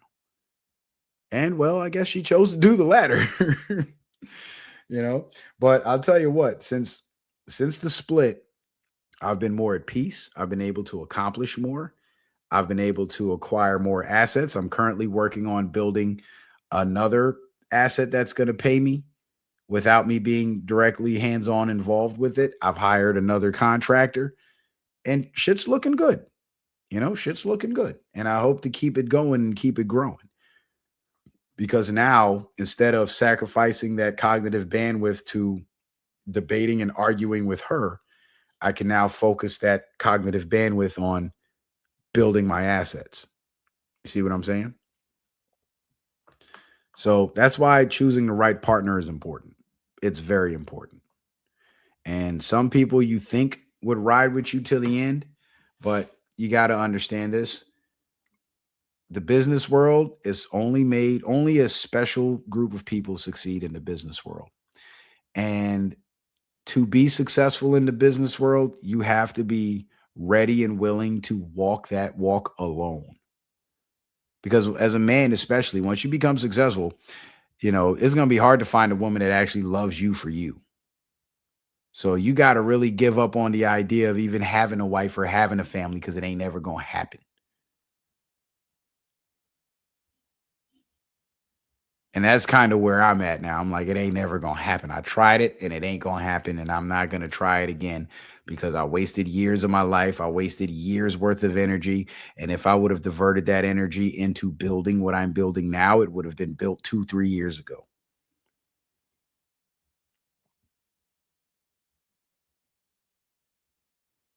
So I learned that lesson, needless to say. But if you're going to go on that journey, just understand that it's going to be a lonely walk. But at the end of it, you may not have the people around you that you would like to have around you, but you know what you will have? You will have favor from people who can do a hell of a lot more for you than the people you want to have around you. And that means a lot. That's what takes you to the next level. This is why they say rich people love to give other rich people money. You know why? Because if he's already rich, I know he's good for it. So I'll give him 10,000. I'll loan him 50,000. But if he's broke, I wouldn't, because he hasn't demonstrated the ability to acquire money.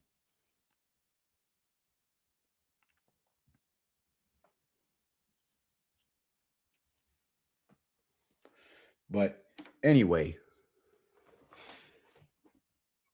I'm going to have to. I used to have a channel called Citizen Man Business where we would have these talks, and I think I'm going to start doing that again, because that channel was actually quite successful. Like, I made a lot of money on that channel, and I've been learning a lot now, a lot more now. And I think what I've learned, if I can share it with you guys and spend at least one night a week doing a stream like that, I think it would be very beneficial. And, you know, I'm doing it for my own selfish reasons. And those reasons, and that reason is, I want you guys to be able to make wild amounts of money, because the more money you make is the more money you can donate to the show. That's it. I want you guys to have more money so you can give me more money. So I'm going to do everything I can to make sure that at some point in the future, you guys find yourself, all of you, whether you got it now or you don't, you find yourself in a position where you got it. So when I say hit the Cash App, I'm going to be seeing hundreds and fifties instead of big fat zeros like I saw tonight. Tonight has inspired me. I said to myself, my people don't have enough money in their pockets. So you know what? I'm going to teach them how to put some money in their pockets so they can put some of that money in my pocket. I think that's fair. I think that's fair. The Allen says, Citizen Man going to write that book too. I don't know if I'm going to write a book, man. I don't know if I'm going to write a book. I think I'd rather like just do lectures and just post them. I'm going to do lectures and I'm going to just post them. And I was, you know, I know on our side of things, we don't really rock with the Warren Buffetts and the Bill Gates and those guys and whatnot. But I listened to some of Warren Buffett's audio book, one of his audio books. I can't remember which one it was. And I also was checking out Robert Kiyosaki's podcast. And what I learned from those guys was this: compounding interest is one of the most powerful assets any individual person can use. Compound interest is what keeps rich people rich and keeps poor people poor. Poor people pay interest, rich people collect interest, right? And the way it works is, when you borrow, like let's say the bank loans you $100,000 and they charge you 7% interest annually. Whoever's account that $100,000 came out of, they get 2% interest annually, and the bank profits the 5%. So the more money you keep in your money market account is the more interest you get to collect. So let's say you hit the lottery, you make $1 million, you pay all your taxes, whatnot, and you end up with 500,000. Instead of buying a house or buying a car or spending it on liabilities, you keep your life the same way it is, and you take that 500, you put it into a high yield savings account that, let's say, it gives you 3% interest every year, right? 3% of $1 million is $300,000. No, it's $30,000. My bad. Right? 3% of $500,000 would be $15,000. So that means just from having that $500,000 in the bank, you're collecting $15,000 in interest in the first year. The second year, that 3% will now become 3% of $515,000. So the compounding increases. Then after about 4 or 5 years, you'll be collecting, maybe 20 or accruing maybe 20, 30, maybe even no, you'll be accruing at least $40 to $50,000 in interest every year. That's a working man's salary. Now you can pull that 40 or 50,000 out every year, pay all your bills for the year, and live for free. This is why the people that have millions of dollars in the bank never go broke, because I know a guy, he opened up an ETF with a 10% annual return, or he purchased an ETF with a 10% annual return, put $2 million on it. Out of that $2 million, that man is bringing home $200,000 a year. There's people that work 40, 60, 80 hours a week and don't see no $200,000 a year. This guy sits at home, goes fishing on the weekends, barbecues and all that bullshit, and lives his best life, drives a better car than me, everything. And lives off of $200,000 a year just for having $2 million in the bank. And you know how many people that won the lottery could have been living like that had they known, but they don't know. And I say that to say this: if you're working a regular job and you're in your 20s and you put away $20 a week for the next 30 or 40 years into that high yield savings account, by the time you hit 60, you're in your 60s and ready to retire, you will have a couple $100,000 put away and not even know how you did it. So this is something anybody can do. Now, let's say you're in your 40s and your 50s. Maybe you have to be a little more aggressive about saving, right? Or if you get so lucky to where you can borrow a lump sum of money, like let's say you're able to borrow $100,000 and put it into a high yield savings account that pays you 7% a year. That's $7,000 a year. And let's say your payments on that $100,000 only amount to about 4 or 5% a year. That means you're profiting 2% a year. So the loan is paying itself off and it's paying you. Investing in real estate is also a good way to do it. That's called good debt. You borrow the money to purchase the property and you rent the property out, and your tenants not only pay the loan, but they pay you. And these are income producing assets that you can build and you can create. But the compounding interest is the best way to do it. It's the simplest way to do it. It's the easiest way to do it. And it don't take a lot of money to get in it. And the good thing about it is once you get in it, you can write your children into your will as beneficiaries of those accounts. So even if you start late in life and you don't accrue all the money that you want to make from the interest, you can, when you die, sign those accounts over to your kids. And then your kids will be able to live off that interest. Now they'll have startup money. Now they'll have income without even having to get a job. Now, let's say they're ambitious and they do have a job. That supplemental income that they can get from your high yield account can now go into funding a business for them or creating more income producing assets for themselves. And then they pass that formula on to their kids. So when you hear people complain about, oh, the rich is getting richer while the poor is getting poor, that's because the rich know the game and the poor don't. You know how many poor people won millions of dollars in the lottery and 2 years later they spent all the money? That's because the other rich people that they made enough money to associate with didn't tell them the secret. So financial literacy doesn't only have to do with knowing how to budget properly. It also has a lot to do with knowing how to make your money work for you, make more money. And these are things that I've heard for years, but it never, like the idea of making your money work for you. I've heard it. I've had a vague understanding of it, but I never really had a specific understanding of it until I started listening to that Warren Buffett book. And I was like, oh, that's what I'm doing wrong. Because I'm pretty good at saving money and I'm pretty damn good at making money. It's just as time goes by, the money comes, the money goes, and there's very little to show for it. So I'm like, okay, what am I doing wrong here? Now I know. So I've since purchased some ETFs. I got a Robinhood Gold account for $5 a month that pays 3.7% interest. And in the last 2 days, I've earned 63 cents in interest. So I've gained 63 cents in the last 72 hours for doing absolutely nothing but taking my cash out of my sock drawer in the shoebox and putting it into my account.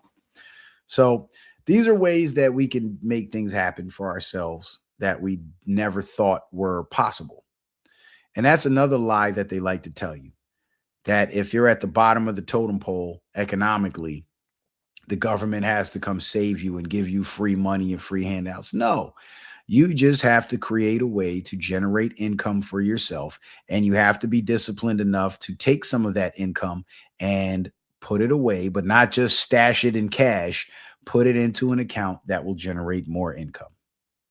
That's it. It's that simple. It is that simple. And let's say you're older and your time is, almost up, but you got kids and you got grandkids. Put that thought in their mind. Get them started on that path. So by the time they're your age, they'll be way farther ahead than you are.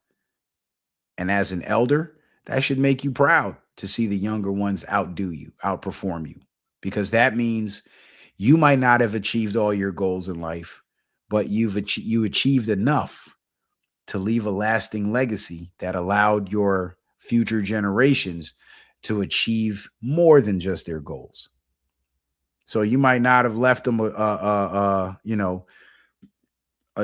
treasure chest full of gold or acres of land, but you left them with an idea to plant a tree that's going to bear fruit and bear it abundantly forever. That's the game. That's how the rich stay rich and the poor stay poor.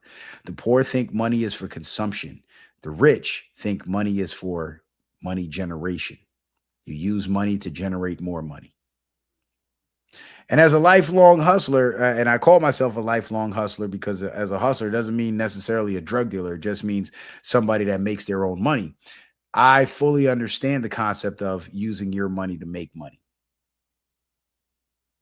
So I kind of already been on that path. I just didn't know these other paths existed. And now that I know, and I'm still in my 30s, that means I got at least a good 30 or 40 years of compounding interest to collect. And that means by the time I'm in my 70s and my 80s and I'm ready to kiss the sky, so to speak, my goals would have been accomplished, because my goal is to leave my kids with more than what my parents are going to leave me. And now I have a real viable way to do it. And that's exactly what the fuck I'm going to do. But anyway, I was supposed to keep the show at 2 hours. We're at 2 hours and 22 minutes. So I've been going on too long, and I got to save some for the Citizen Man business stream so we can talk about that stuff, because we got to get into leveraging credit. We got to get into managing debt and all that shit too. So make sure you guys go follow me on Rumble. If you're not following me on Rumble, please make sure you do. It's quick and it's free to create a Rumble account. All you need is a screen name and an email address, and you're in there. Then you can like the videos, click the follow button, share the videos, leave comments, and make your own content. So make sure you follow me on Rumble. And last but not least, this is my final attempt at e-begging. So if you guys would like to hit the Cash App, hit the PayPal, or hit the Venmo, you can do so by using the tags scrolling across the screen in the banner below. The links that are pinned to the bottom of the YouTube chat in the gray box where it says Citizen Man TV in yellow. Just click on the yellow. The box opens up and all the links are available. We haven't gotten any donations on the Cash App or the Venmo, but we do got the PayPal donations from my good brother Lee 14224. So shout out to you, brother Lee, for that support. And anybody else that may support the show in between time, I'll definitely shout you out on the next one. So don't feel bad and don't feel left out. You are not forgotten. So with that being said, ladies and gentlemen, I want to thank you guys for being here. I appreciate the love. I appreciate the support, and I will see you on the next one. Let me put myself on camera for y'all, man, because y'all sat through the whole show. Maybe that's why nobody donated, because I ain't see me. But I cut my hair about 2 weeks ago, but I think I'm due for another one. So I don't look as fresh and clean as I would like to, but there I am.